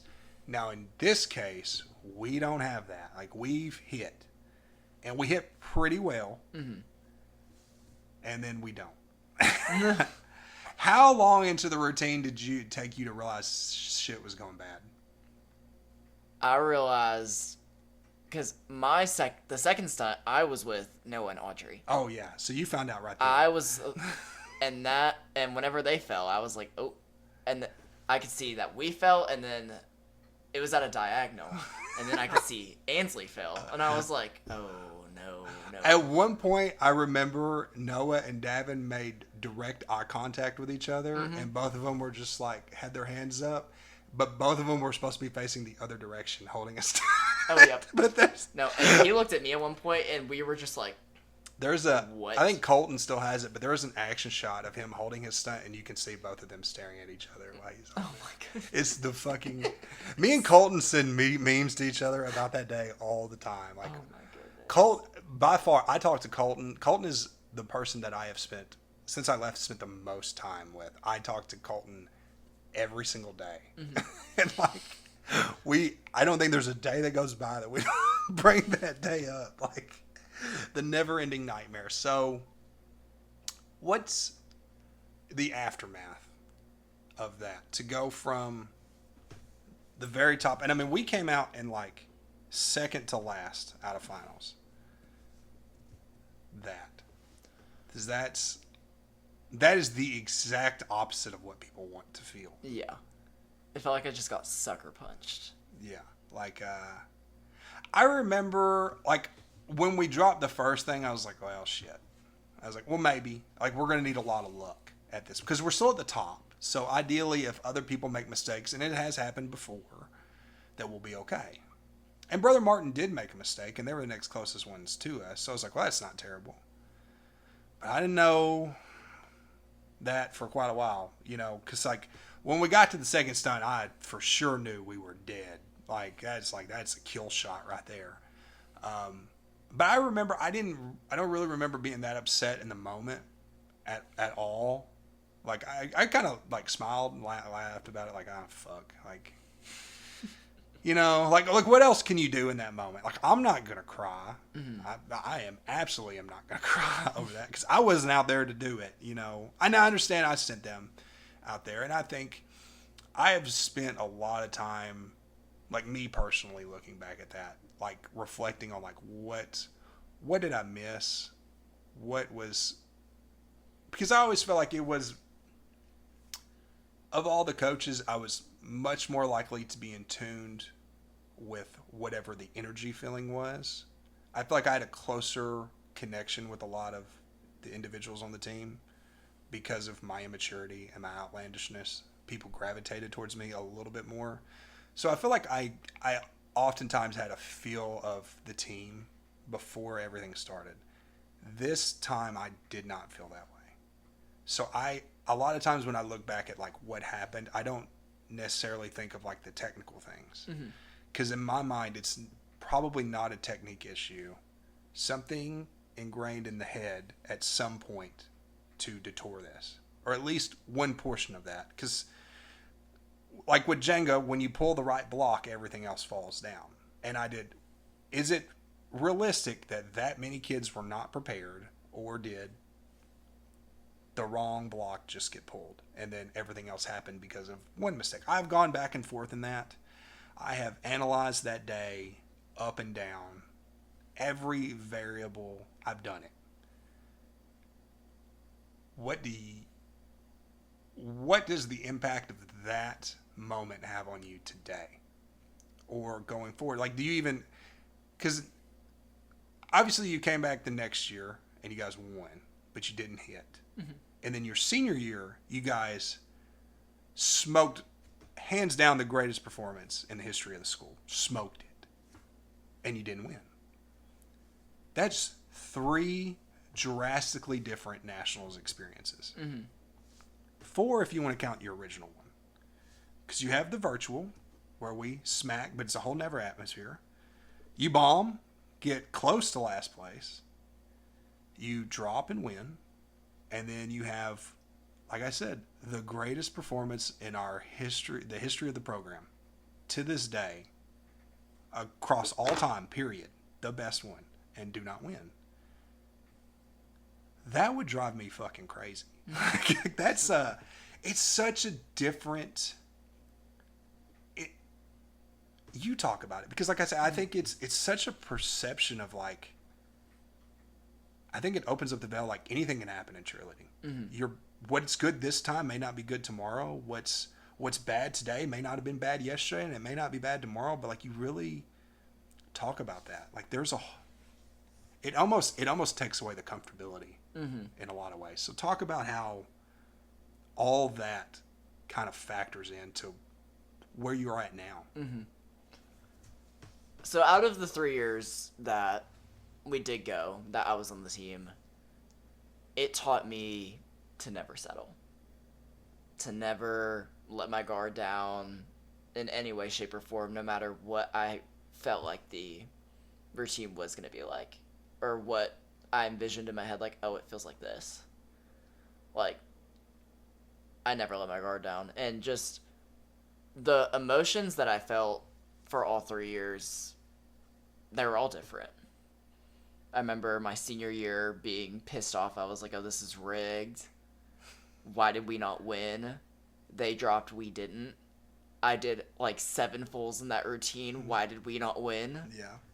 From winning with a drop and just still having hope that we were going to pull it out, and we did. And then the year before being like, lost all hope, we got 9th place. It's just like, hey, at the very least, at least your performances got better over time. oh yeah. They definitely got harder and harder. But I was getting goosebumps when you was talking about that, like the never settling thing, because I feel like that's a really good setup for what we're getting ready to go into. Mm-hmm. Because you're getting ready to go to Navarro, which I've stated before, probably the most well-known cheerleading team in the world, I would imagine, especially after the TV show. And we're going to talk a little bit more. We're going to take a small break, and then we're going to talk about how all of that rolls into this. All right, so you end up at Navarro. What gets you in the door at Navarro? What piques your interest? What you excited about? And then kind of talk me through. Did you go to clinics? Did you go, all that stuff? Like, what kind of led to you getting to this place to begin with? So it all started, it was around probably March. Mark came in, and he was just finishing a routine for my senior year. Just like cleaning up whatever needed to be cleaned, whatever, or what he thought needed to be put in. He didn't really change much. And then I was just kind of like, hey, I need to talk to you, because like I kind of want to talk about college stuff. And he was like, oh, then let's go out to dinner. Yeah. And I was like, oh, okay. So he's like, yeah, meet me at Rafferty's. And I was just like, okay, I guess we're going to Rafferty's. So we get there, and I'm like, oh, this is going to be long. We're just going to have dinner. We were there for 5 hours. Just talking about... Dude, he can fucking talk, man. Yeah. He was giving me ideas of all sorts of colleges. At one point, he was like, yeah, like, I'll take you. I'll put you on large co-ed. And I'm just like, I'm not stunning, no. It's my senior year, and I still don't know how to stunt. No, I'm not doing that. And then it got to a point where he was like, well, have you thought about Navarro or Trinity Valley or anything like that? And I'm like, well, that's not a realistic option for me. Like, I can't do that. And he was like, you can, though. And I was like, well, hey, maybe I'd be interested. And I mean, in February, one of the alumni from TVCC was out there recruiting. He gave me Vontae's number, and I didn't really do much with it. I mean, I applied to TVCC online. I got in. Yeah. And, I didn't really think about Navarro as much until after I went to Moorhead later that month. And then I think after that Moorhead clinic, I shot Destin a DM, just being like, hey, I'm really interested. And then he texted me back, and he was like, yeah, we've been looking at you for a few months now. And I'm like, oh. So you could have told me that. Yeah, could have. Because now it's just kind of like, okay. I guess Navarro's an option. So instantly I get home. I'm telling my parents, like, hey, the Navarro coach is interested. I'd want to go and check it out. And they're instantly like, no, you're not going out to Texas. Like, there's no way. And I was like, and I was just like, oh, okay. Why? And they're like, it's 10 hours away. And I was like, you say that like it's a problem. And it got to a point where they were like, why do you want to go to Texas? And I was like, there is nothing for me here. That's true. Like, there is nothing, there's not a team, not a program, nothing that, like, would satisfy me enough to want to stay here. And and then it took some miracle work. I was texting Dustin every day, showing him all that stuff, like about like tumbling videos, like what he wanted to see from me. And then, 2 days after he even reached out to me in the first place, he was like, "If we offer you, do you want to come here?" And I was like, yeah. And then I was like, like I really want to. Just give me a little bit more time. He was like, "Okay, I'll give you till like the end of April." So I'm still sending him stuff. I'm still trying to convince my parents, and it got to a point where he was like, "Hey, we've decided that we want to offer you a spot and we want to offer you a scholarship." I accepted it before I even told my parents. And it was just... And so I told him yes, and then I was like... And then it got to the point where I never told my parents. Waited like a week before, and all that stuff. And I was like... He was like, "Yeah, I want you to sign like May 13th at our last clinic," something like that. And I was like, "Okay." It's May. My parents still don't know that I fully just told them this. And I was like, "Ooh, I just gotta convince them. I just gotta convince them just to let me go." And then they were like, "Okay, we'll take a visit." And I'm like, "Good," because I told them that I was gonna go there. Yeah. And they were like, "Wait, you already told them yes?" And I was like, "Yep, I'm going there." And they're like, "Okay." Now, so when you went and signed, was that your first time actually going down there? Oh yeah. That's crazy. I've never been to Navarro prior, because I mean it was a process from like March to the beginning of May, so I didn't have time to actually go to Texas. Yeah. I just knew that I wanted to go. Now, what do you think when you first get there? Campus, city? Because I've never been down there. At least I don't think I. Where's Navarro at? Corsicana, Texas. Okay, so I've absolutely never been there in my life. What's like the town like? Like it's obviously it's got to be different from where we're at in some way because we're going from Kentucky to Texas. So kind of what's like the school, like what all did you do that first day? Like when you came down there, like did you go practice? Did you kind of check out the campus? Like what all did you? So right when I got there in May, we get there. We drove all the way down. It was like a 10-hour drive, and we go into campus, and it's honestly probably one of the most underwhelming campuses I think I've ever visited. And I was just like, "Wait, where am I?" Because the town itself, it's a typical Texas town. I mean, yeah, it's not crazy. It's kind of run down. It's almost like downtown Paducah. Oh, that's awesome. They have a little bit it's just Paducah, but it's a little bit more run down in Corsicana. It's very small in the main town of like where actual campus is. Yeah. But going into campus, I was just like, "So this is it. This is where they filmed this docuseries." And it was just, I don't know, I thought it was a little underwhelming, and I was just like, "Oh." And so we get there. It was like the day before we get there, or like the day before the actual clinic was that I was supposed to sign at. So Dustin was like, "Yeah, just come in. Like, would you want to tumble before with one of our rookies that's about to be a veteran?" And I was like, "Yeah, sure."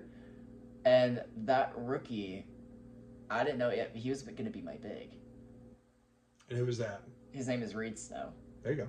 Yeah. And he basically kind of just told me, what was going to happen, how everything is, or how everything I thought was going to be is. Because I knew he wasn't going to tell me anything. Yeah. I was like, yeah, there's a lot that I'm not going to know. And so we tumbled. It was fine. I met more current teammates. It was good. And we kind of just like walked around the campus for a little bit. I mean, it wasn't big. Everything was just kind of like easy to find, whatever. And then we look into the dorms. They're nothing crazy. And all I'm thinking about is like, I know where everything is because of the show. I'm just like, oh, I've seen that before. Yeah, I've been here. Oh, yeah. On TV. I've been here just like in my head. I mean, but it wasn't anything crazy. I mean, it was fun. And then actual clinic day comes. And I'm just like, oh, it's just going to be like a normal clinic, whatever. I see TGLC people walk in. Like all these like amazing all-star people just walking in. And I'm just like, oh. Yeah.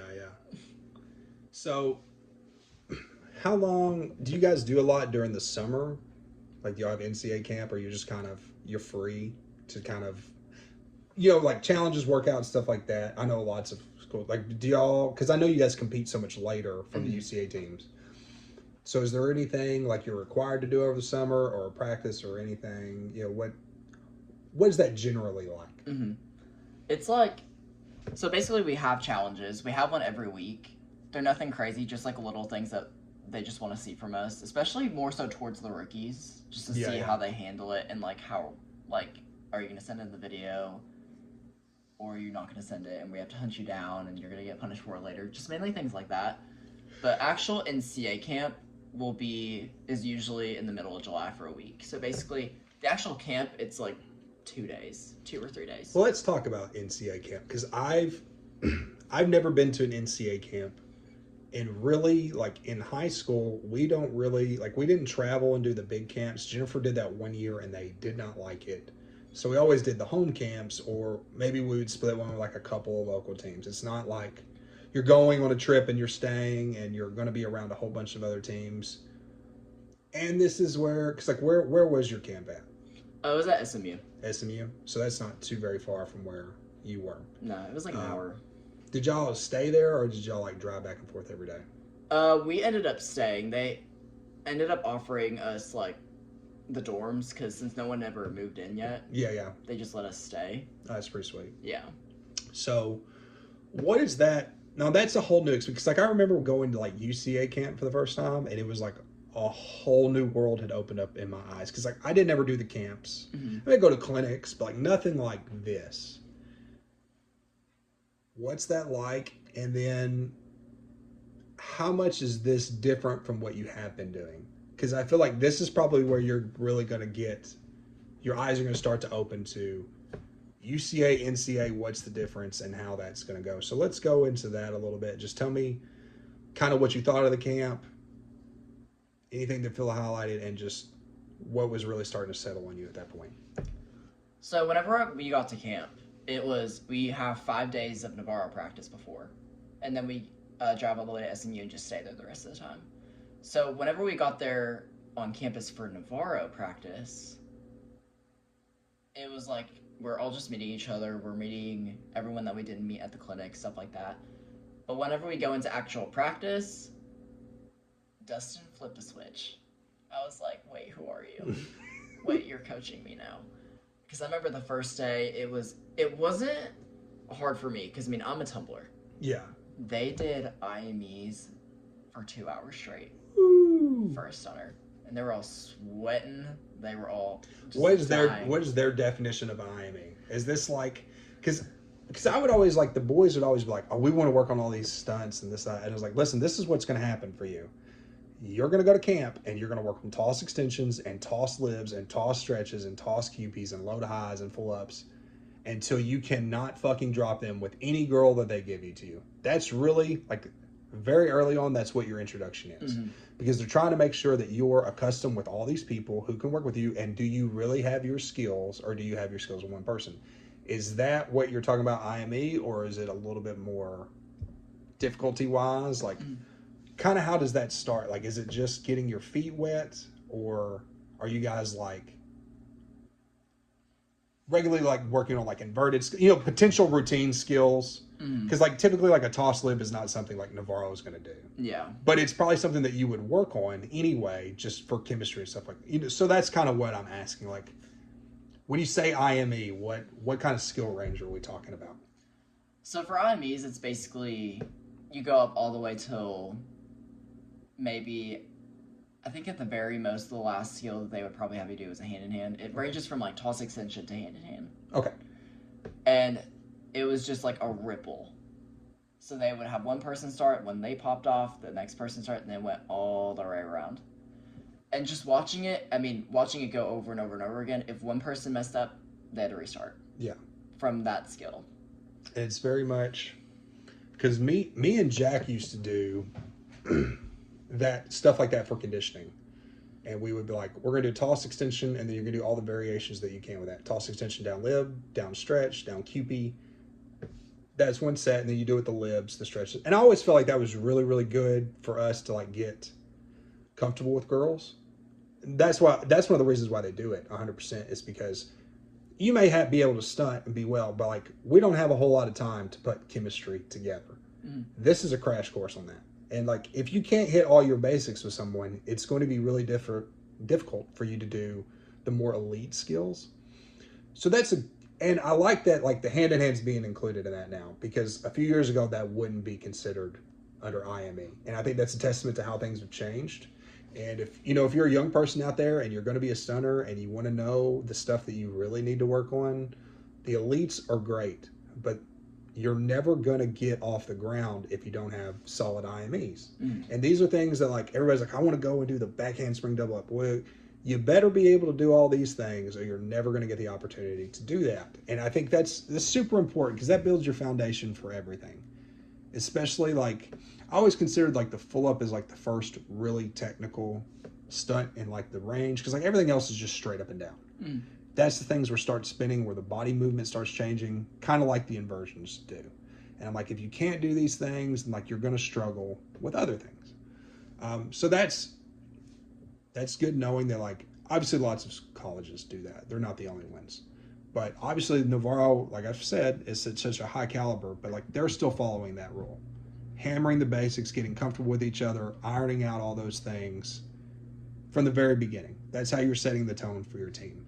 So now during this camp week, is there is there any kind of frustration from people other than like being at their own individual? Do you see, because like there's times like people fight and they argue and like that's going to happen. It's unavoidable. But depending on the chemistry of your team and like how many people you're returning, and stuff like that, like what's the mood like in that moment when people are really hurting and like getting it going, Yeah, I would say in the beginning, it's obviously very intimidating for a veteran, especially if a rookie is better than you. Okay. Skill-wise, whatever it may be. So, and if they're able to do something that you can't, it's very intimidating because it's like you don't want them to take your spot. Yes. And it's at this point, we're all talking about Matt already. We're like, we think this person's going to make Matt. Like, I have to beat this person to make Matt. Everybody is just predicting who they think Matt's going to be. So, is it, I hate to say it, like, it's almost like you're sizing people up. Yeah. To like, this is what I ever need to be at. And like, I don't think that that's a bad thing at all, because you need to know where you need to be. Obviously, you should always be trying to be like, I have to be the best version of myself. That always has to be at the forefront. But you have to understand what the best of you is going to produce. Yeah. And in order to do that, you need to know how you compare to other people. And it's not like, I want this and I don't want the other person to have it. That's not it. It's just, I want it for me.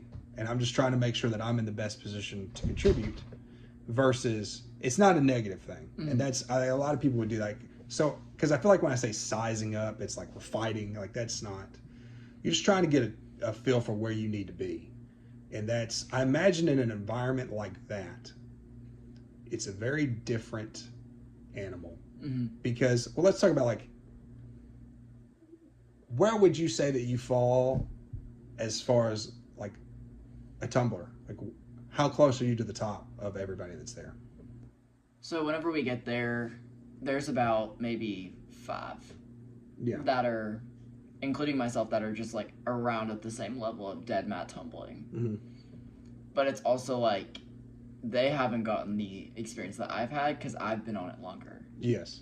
So they told me that from the get-go. They were like, you're going to have an advantage over these people, and you're not even here yet because this will be your 5th year of dead mat experience. Yeah. And so I think I handled dead mat and just like punching and just doing whatever skill it may be on dead mat better than a lot of people. And that's because you spent the last 4 years at a UCA school, and that's high all school, I had. And that's where it is. So there's a big advantage to that, especially because I feel like a lot more all-star people are probably more prone to go the NCA route. Now, you guys compete on spring floor at Daytona, right? It feels like a spring floor. It's a like dead mat, but it feels like a spring floor. It's on that platform. Yeah. Kind of like the bluegrass one. You Yeah. know what I'm saying? Does it feel very similar to that? Like that platform kind of bounces? It's very soft. and it sinks you in a little bit. Like, you don't change the way you tumble, but it feels like you're on a spring floor. Yeah, that's good. So that's good because like I'd seen in the series where like Netflix, like she had like a platform built and all this stuff, and like getting ready, like she wanted it to be as close to what it was going to be like in Daytona. So already we've kind of talked about where like some of your UCA stuff is starting to pay off for you here with the experience with the dead mat, and that's an invaluable advantage because a lot of people get psyched out right there, like translating skills. It's more a female thing than it is a male, I feel like, because males are more careless. But what were some things that you felt like this is a whole new world to me? Because obviously in UCA there's a very different style. So what are some things that you were more concerned about than you probably would have been in the past? I would say just motion work and dance choreography for sure.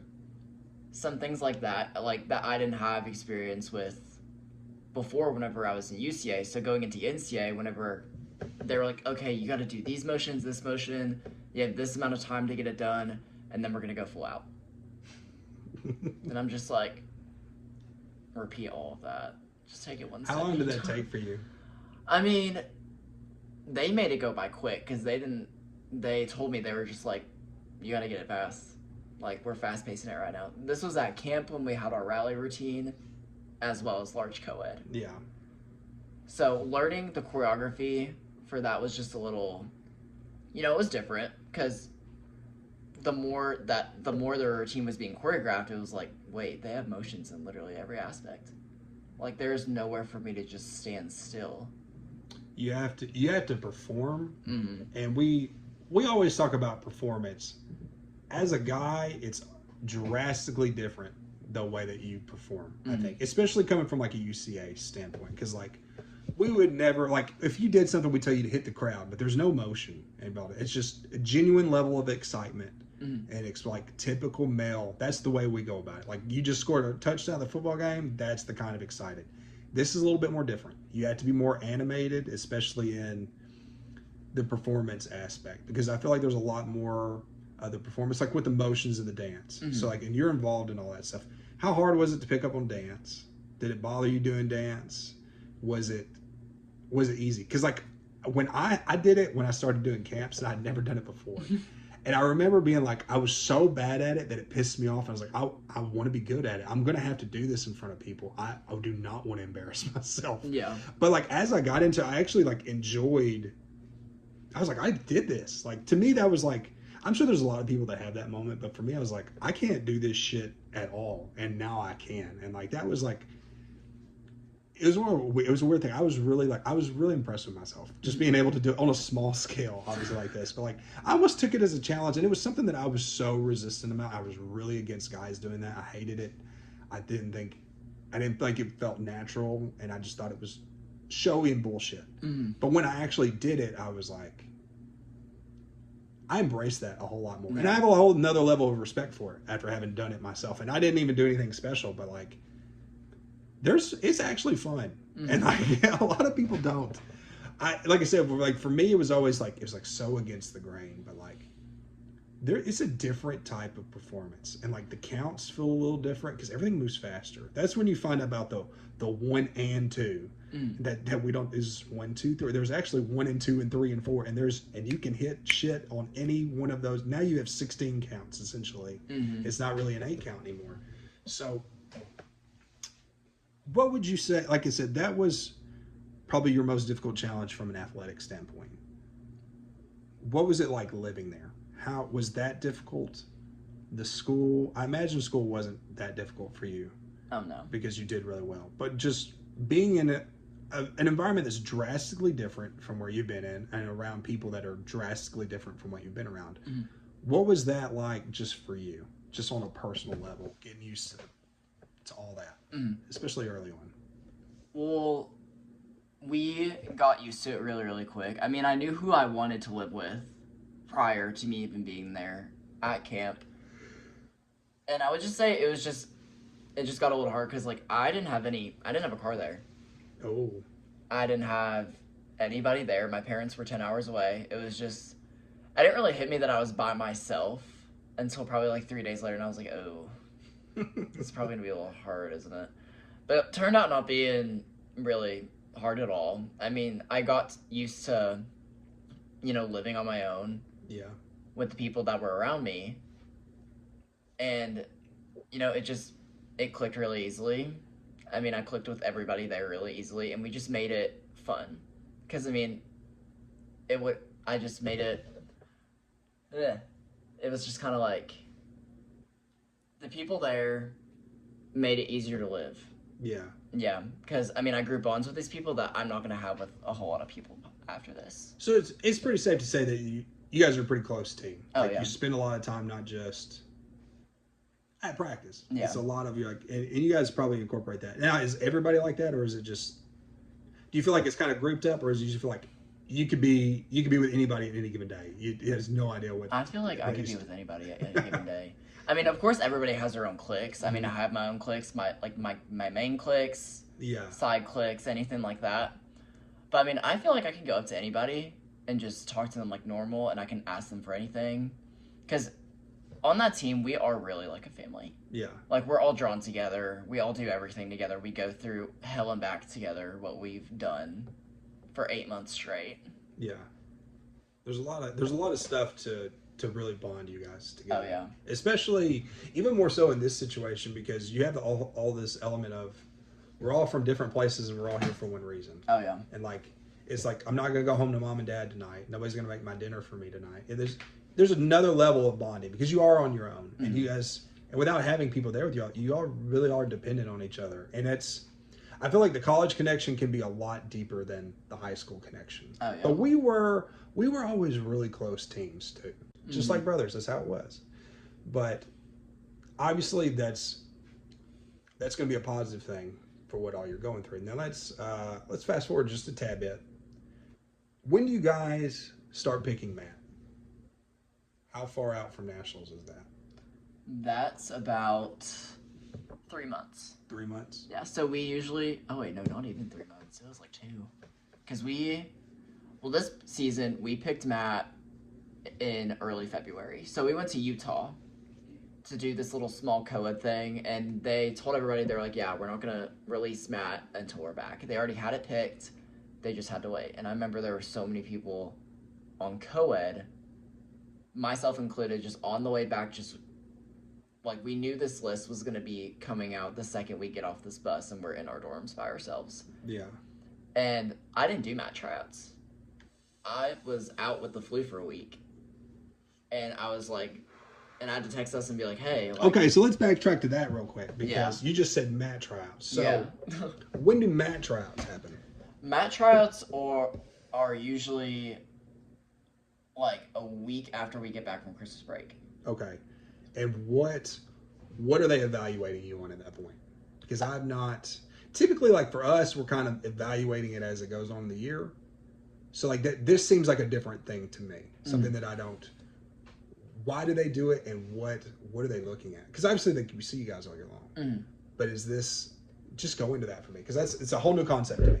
They tell us Matt is based on what you've done throughout the whole year so far.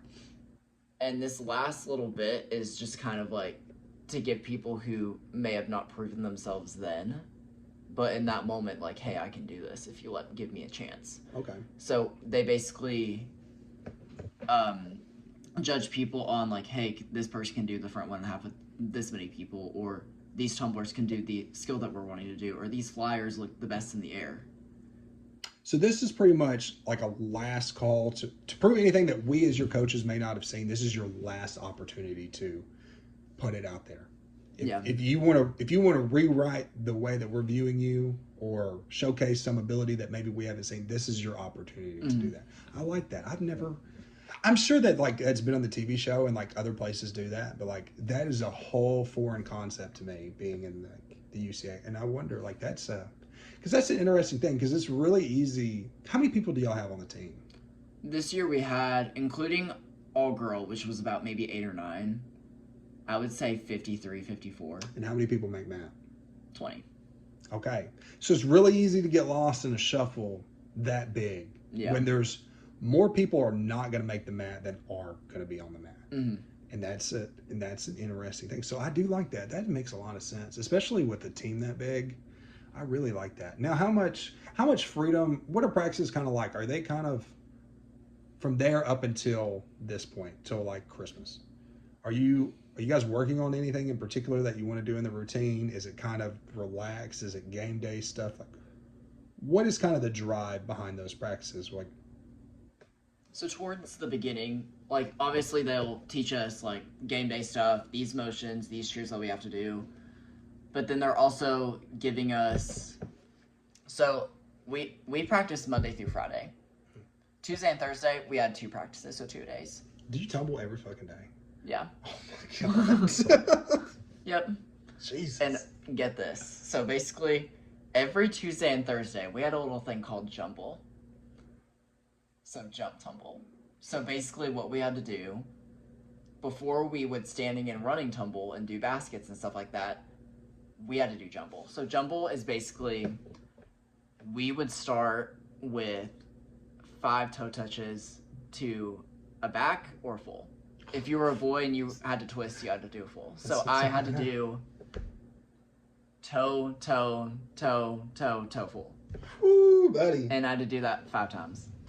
And then when they would move to the next jump, left hurdler. I had to do left hurdler, left hurdler, left hurdler. So 4th to a full 5 times.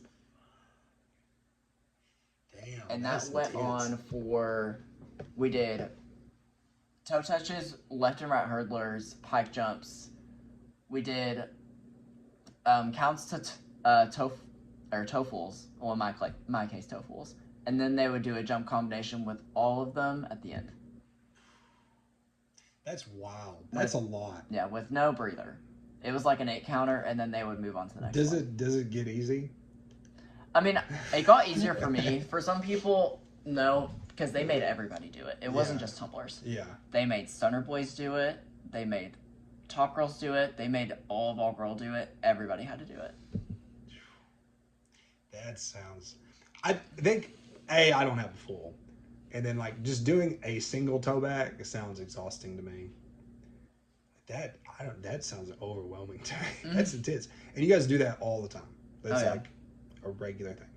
So, like, at what point, is there anything, like, a point where, like, you start, like, playing with, like, maybe routine ideas, like, at a certain point? Is it, like, hey, we're going to work on this pyramid in, like, November that we were thinking about maybe? You know, is there anything like that goes on? Yeah. Or is it just, because I didn't know if you, like, hey, we're going to do all this at the big trial, and then we're going to put all this shit together. And so there's a vague idea, at the very least, of what you want to do, like, that's being built towards throughout the season.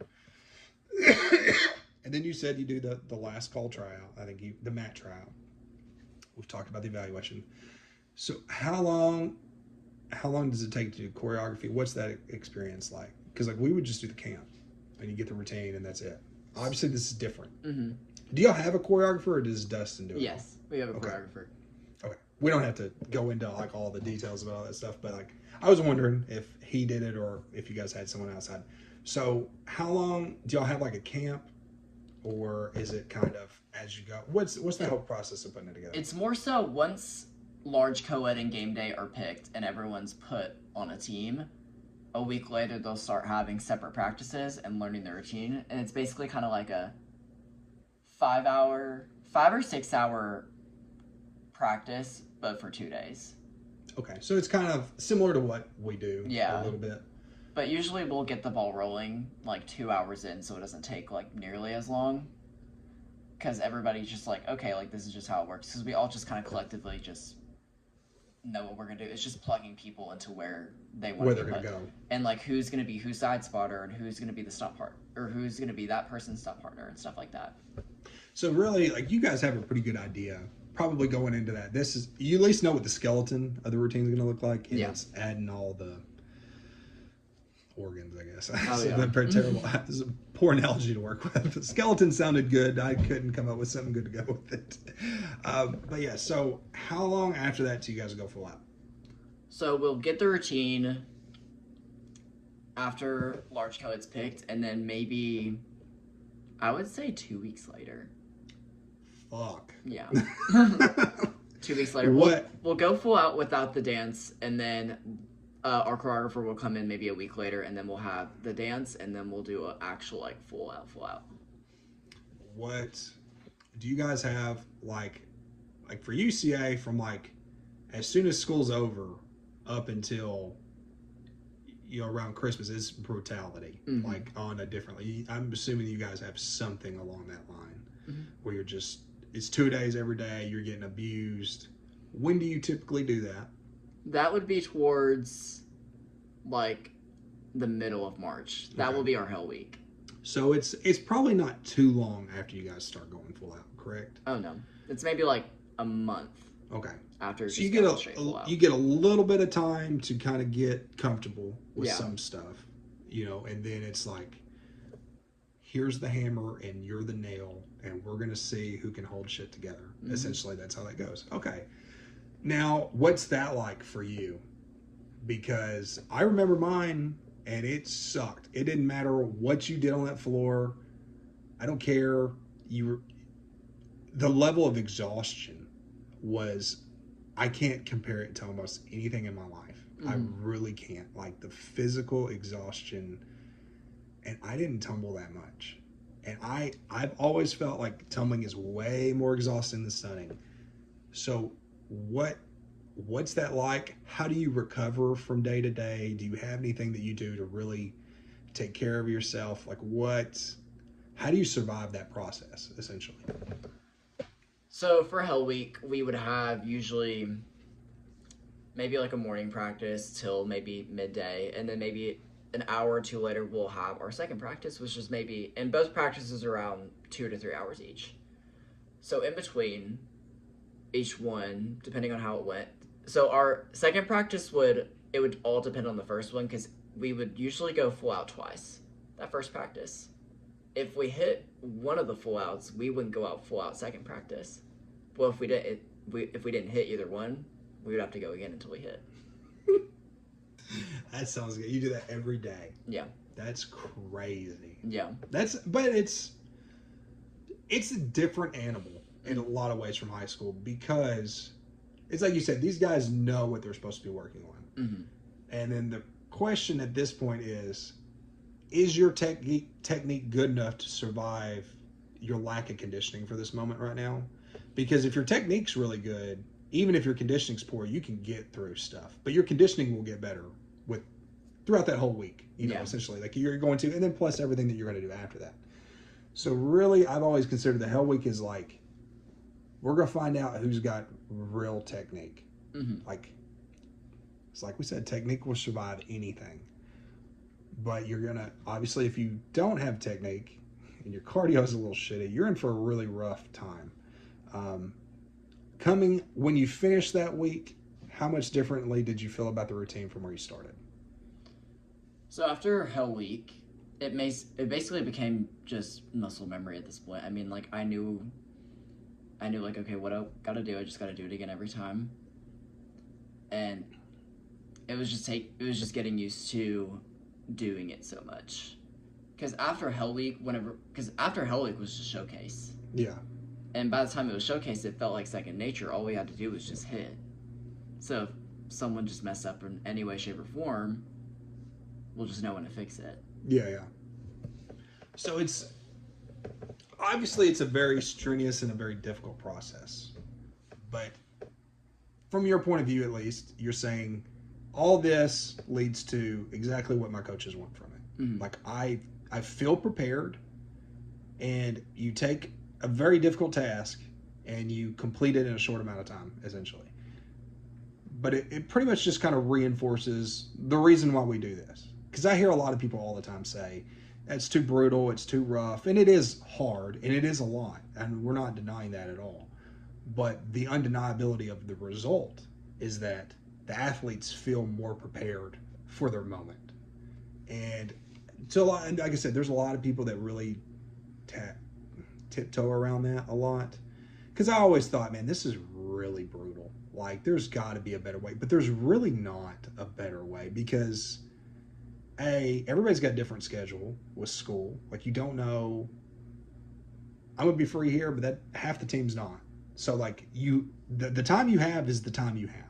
You don't have whatever that practice time is. You don't have a lot of wiggle room outside of that because you have to accommodate people's classes and like if they've got jobs and all this stuff.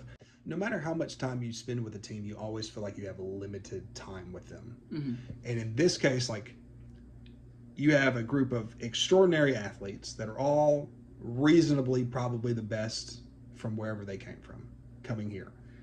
So you should be able to pick up on these things quick, and you should be able to handle the physicality of all this stuff. And this is just, to me, this is always the proving ground more than anything, because I think like, you know, like in y'all's case, like I said, you guys are one of the best teams anywhere, and it's a compilation of the greatest athletes that our sport has, and some of the best stunners, the best tumblers, the best all this stuff. And the great people pick up on things quick because they have the experience and they're smart and they know they use all these things. And a lot of teams don't always get that because you have a lot of people that are young or you're inexperienced. But the message out of all this is that if you just buy into this process, it will work. And I mean, you're speaking from that testament. This is something drastically different from what you had done. The difference when UCA and because how many tumbling passes were you in your routine? I would say about 5. And there's no cheer. Yeah, there's no cheer. There's no cheer. You're constantly going, and you're involved in the stunts to some degree. You know, you're there, you're spotting, and you're physically involved. And then I'm towing the pyramid. And in the pyramids. So it's kind of like what you did on crack. Because this is not like a round off handspring tuck, ever. That's not what you're doing at any point in this routine. We would have you do something like that, maybe, but usually if we just have you throw the full. But this is not even just one full. Like you're having to perform at an unbelievable level. Now, let's talk about Daytona, because this is where reality hits hard. How early do y'all get down there? So we get there, I remember this year we got there maybe, I think a day, like a day before, like 2 days before prelims. So that Wednesday going into it.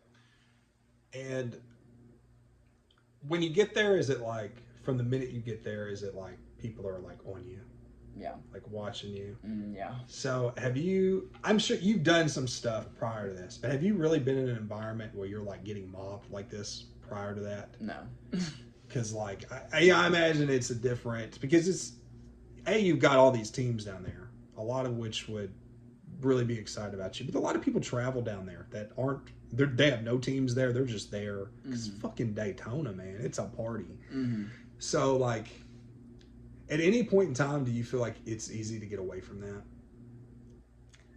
Or do you notice it? Like, it's easy to notice people coming up and like fangirling and stuff like that. But like, what do you think about that? Because I can see pros and cons, and I'm sure you'll see the same. Just, what's that like? Well, the pros obviously would be, it's nice to be recognized as Navarro college cheerleader. I mean, who wouldn't be? Yeah. Like, you're there with a lot of people respect you, a lot of people are excited to watch you. So many people came in to watch. They had to close the gates for us. But the cons of that would be, since we're such a well-known team, we take this trip so seriously. Yeah. Like, our coaches, like, we're not even allowed to leave the resort. We stay there for, like, days on end. Like, we can't leave. Yeah, for a lot of reasons. Yeah, for a lot of reasons. And obviously, that comes with a tremendous amount of pressure, too. Because, obviously, your coaches I can understand, like, you guys have an image to uphold. And it's important to always uphold that image. Do you feel like the eyeballs on you all the time make it harder for you to be like, if there's ever a moment where you're frustrated, like, do you really feel like you have to be on your toes at all times while you're there, just because of the amount of people that are watching you? Do you feel like, because obviously, like, it's like you can't get caught doing anything stupid. Yeah. Obviously, like that's the big one.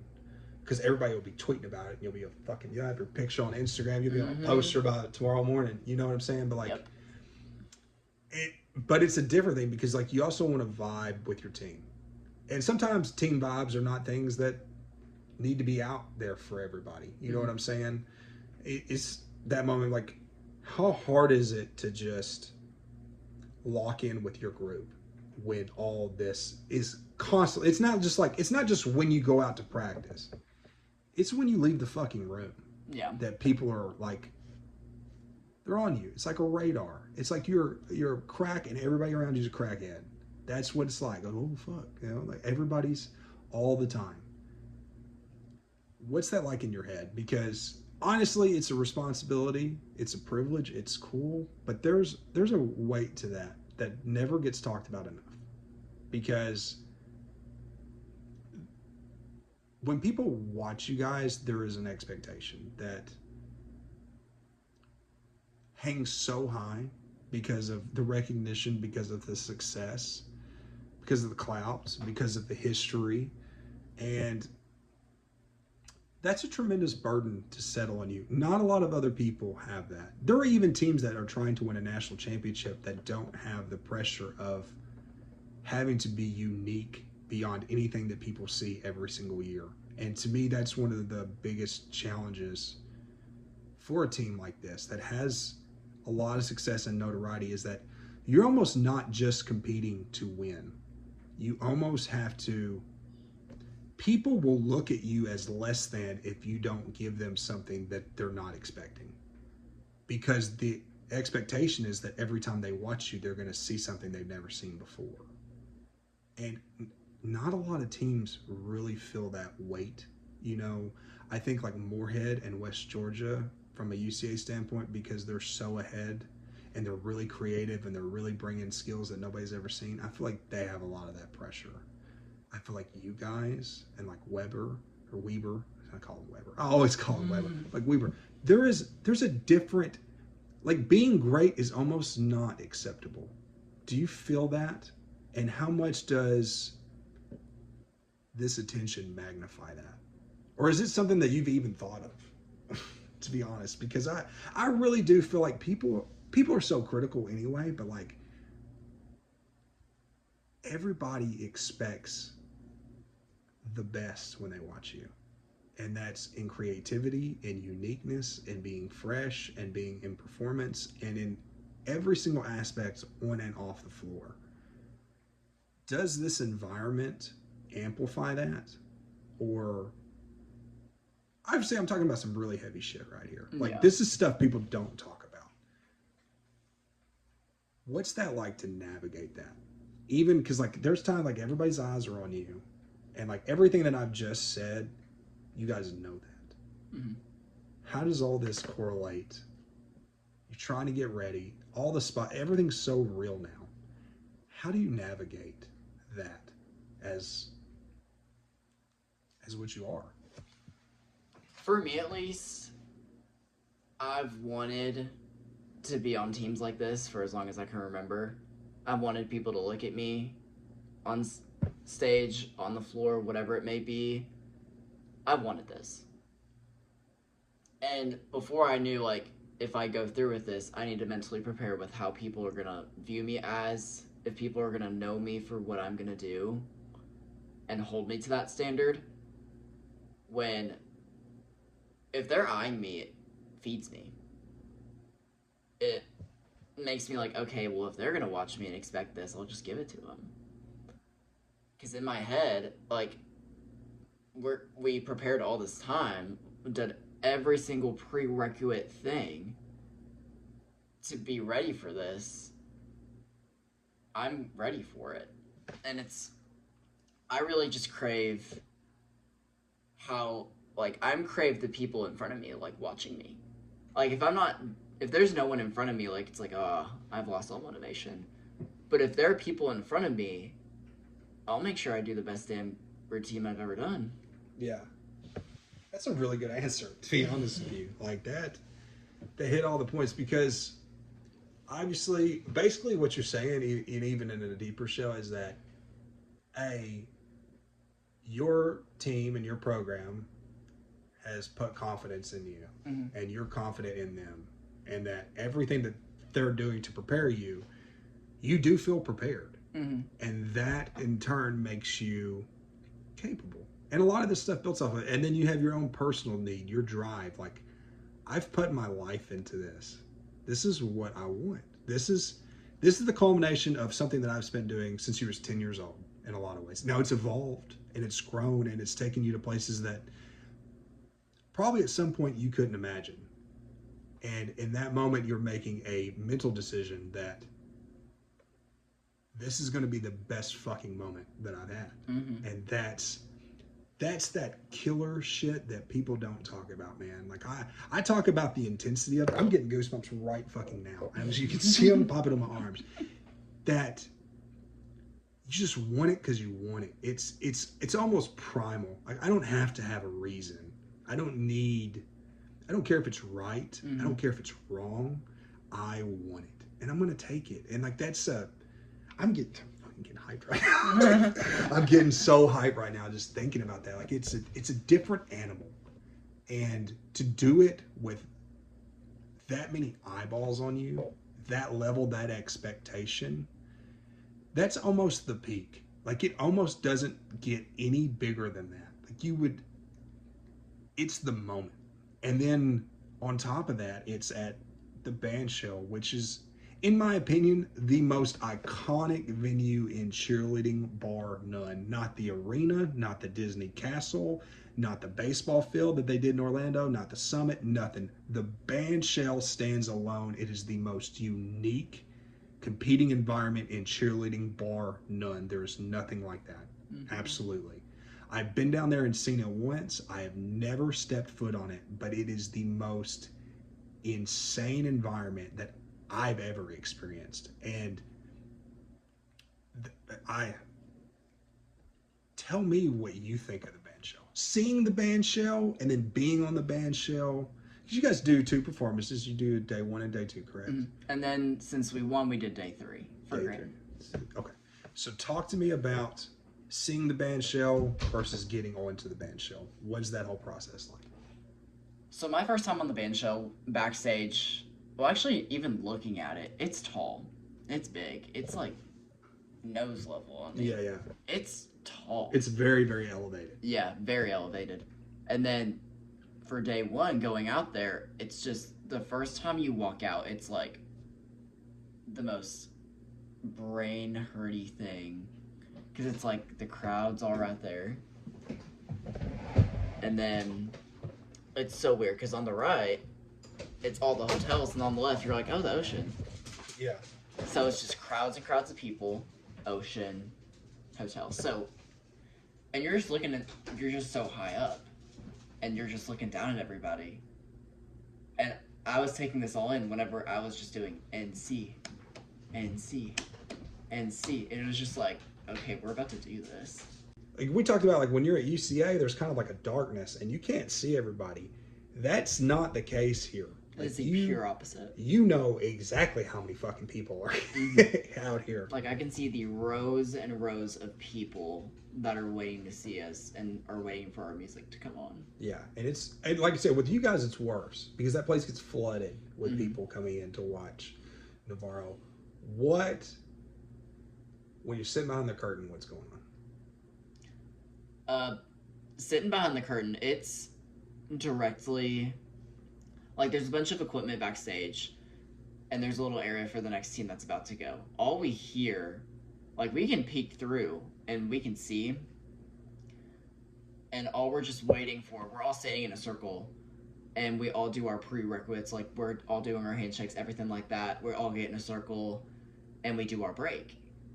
And it's just kind of like one of those, I'm mentally preparing my body and my mind to go do what I'm about to go do. And making sure that I'm prepared for whatever's to happen. To make sure that I'm not second guessing anything. Yeah. And it's just waiting. And then what's it like when you actually walk on to the Bandshell? Because that's the first time when you really see everybody. Like for you guys, I've been there when Navarro competed one time, and it is like being in the ocean. Mm-hmm. That is what the people feel like. It is there's like an electricity in the air building. Like even as like it's building up to like you guys coming out, you can feel like everybody's like they know it's coming, and it's like you can feel that, and it's almost like a mob. It really is like being at a rave or something out there.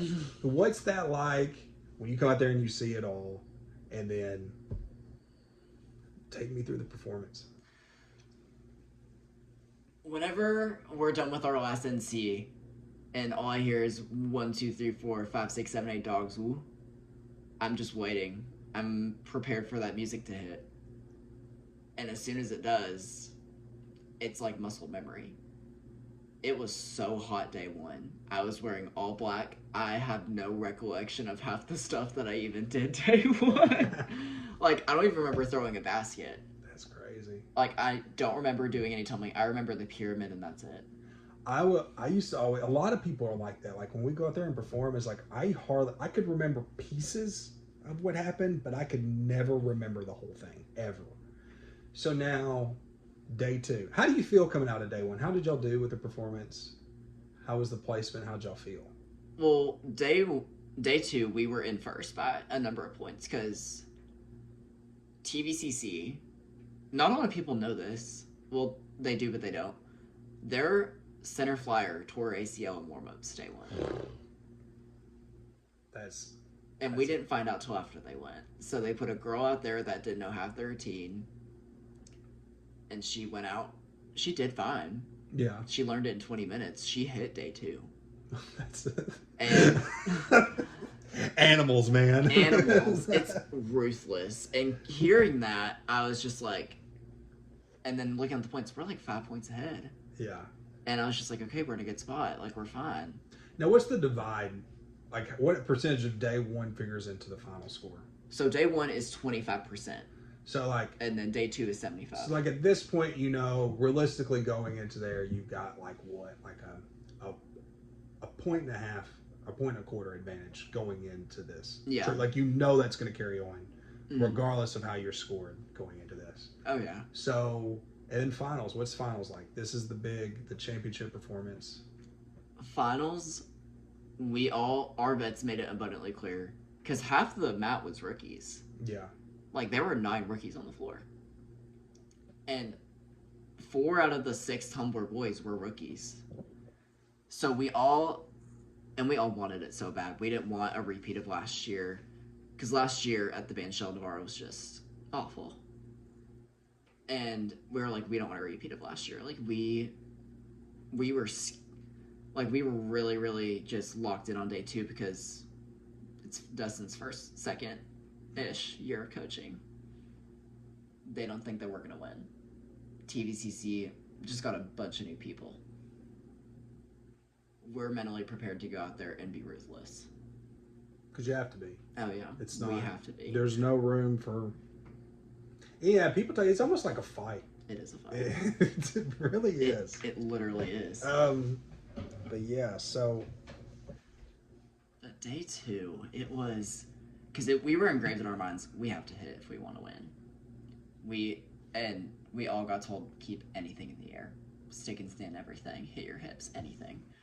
So the second that we walk out there and we all go silent and we're waiting for that music to come on, it's freaking game time. Like, I am doing everything I can to just make everything a little bit more over dramatic, anything.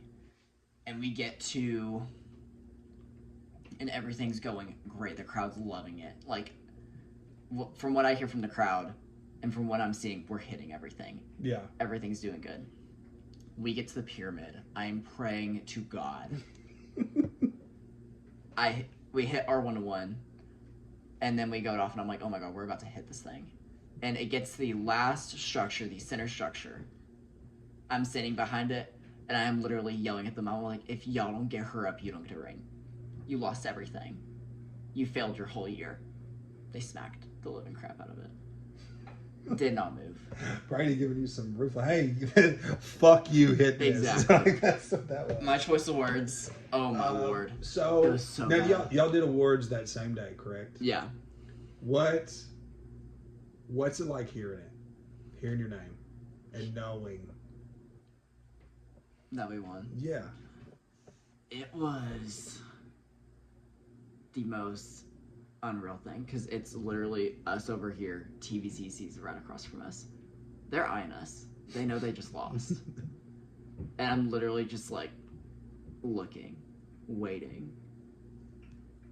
They say first place in from Corsicana, Texas. We're all screaming ballistic. Like what I wanted to do for 5 long years, but I didn't think I was gonna do.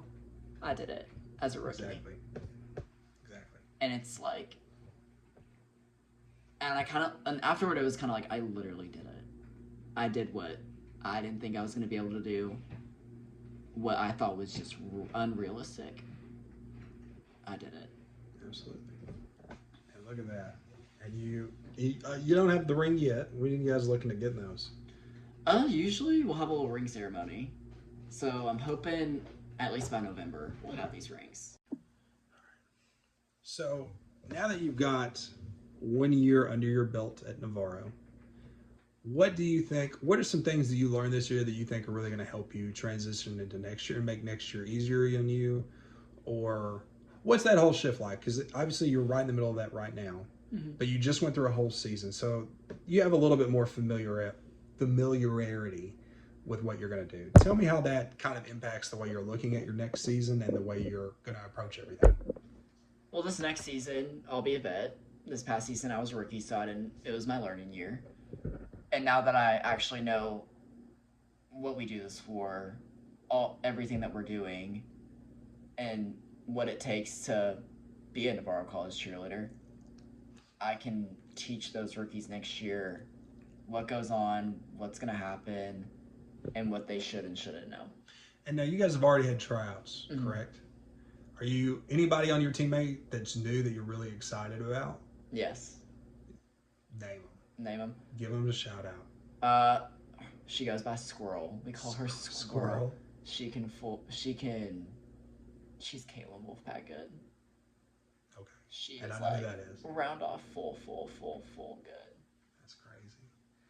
And this is a girl on Dead Mat. We don't get girls like this. No, it's a rarity. And like we've talked about this. I've said this many times. It's one thing to do it. It's another thing to do it at the level that you guys do it.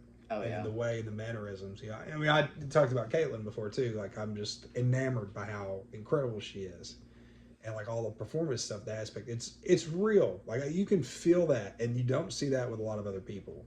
So like when you guys get people that you're excited about, that's got to be obviously motivational and a boosting because you got people that you're excited to be there with, that you want to go on this journey with. So that's always a good thing. But like I said, you've got all this stuff under your belt. You've gone through your tryouts. What are you looking for this next season? And then I guess we're probably going to get to the point where we're getting ready to wrap this up. So just talk about what you're looking forward to and any other things you want to finish this out with. For next season, I look forward to, I get my last year. I get my vet year. I'll have littles. I'm super excited about that. And then this upcoming season, I do plan cheer athletics Wildcats. So I'll have to dip my toes in some all-star experience because I keep telling myself I need to do Worlds once. Yes. I need to go at least once. And I want to win. They didn't win this year, and the talent that we're about to get there is insane. So my goal for next year would be to go back-to-back NCA, and then hopefully win Worlds. Absolutely. Oh, yeah. Well, I appreciate you coming down and have this conversation with me. You're home for the summer, or at least for a little bit anyway. And this is probably the first time we've seen each other in, 3 years, I would imagine. So it's been really good to get to catch up with you, and I've really enjoyed the conversation that we've had. I think that we covered a lot of really great elements today. And for all the listeners that are out there, like, this is kind of what you can expect, and this is kind of where you can come from and what you can achieve and what you can accomplish. It's just a small inside look into a lot of things, and having these deeper discussions about the emotions and what you handle as an individual athlete that we don't always openly talk about. It's kind of grazed upon. And in a world of being tough and a world of sucking it up, sometimes it's important to acknowledge the struggles that you go through as an individual and what that can make you as a person. So once again, thank you guys so much. I will be bringing you future episodes. I've got plans to speak with a girl from Morehead State, and I'm going to work with the other boys and girls to try to get together and put some more stuff together. So I hope that you guys enjoyed this episode. Please continue to follow, like, subscribe, and share here on YouTube, Instagram, and on TikTok at Attack on Alex. And I will see you guys next time on Memoirs of the Father. Thank you and good night.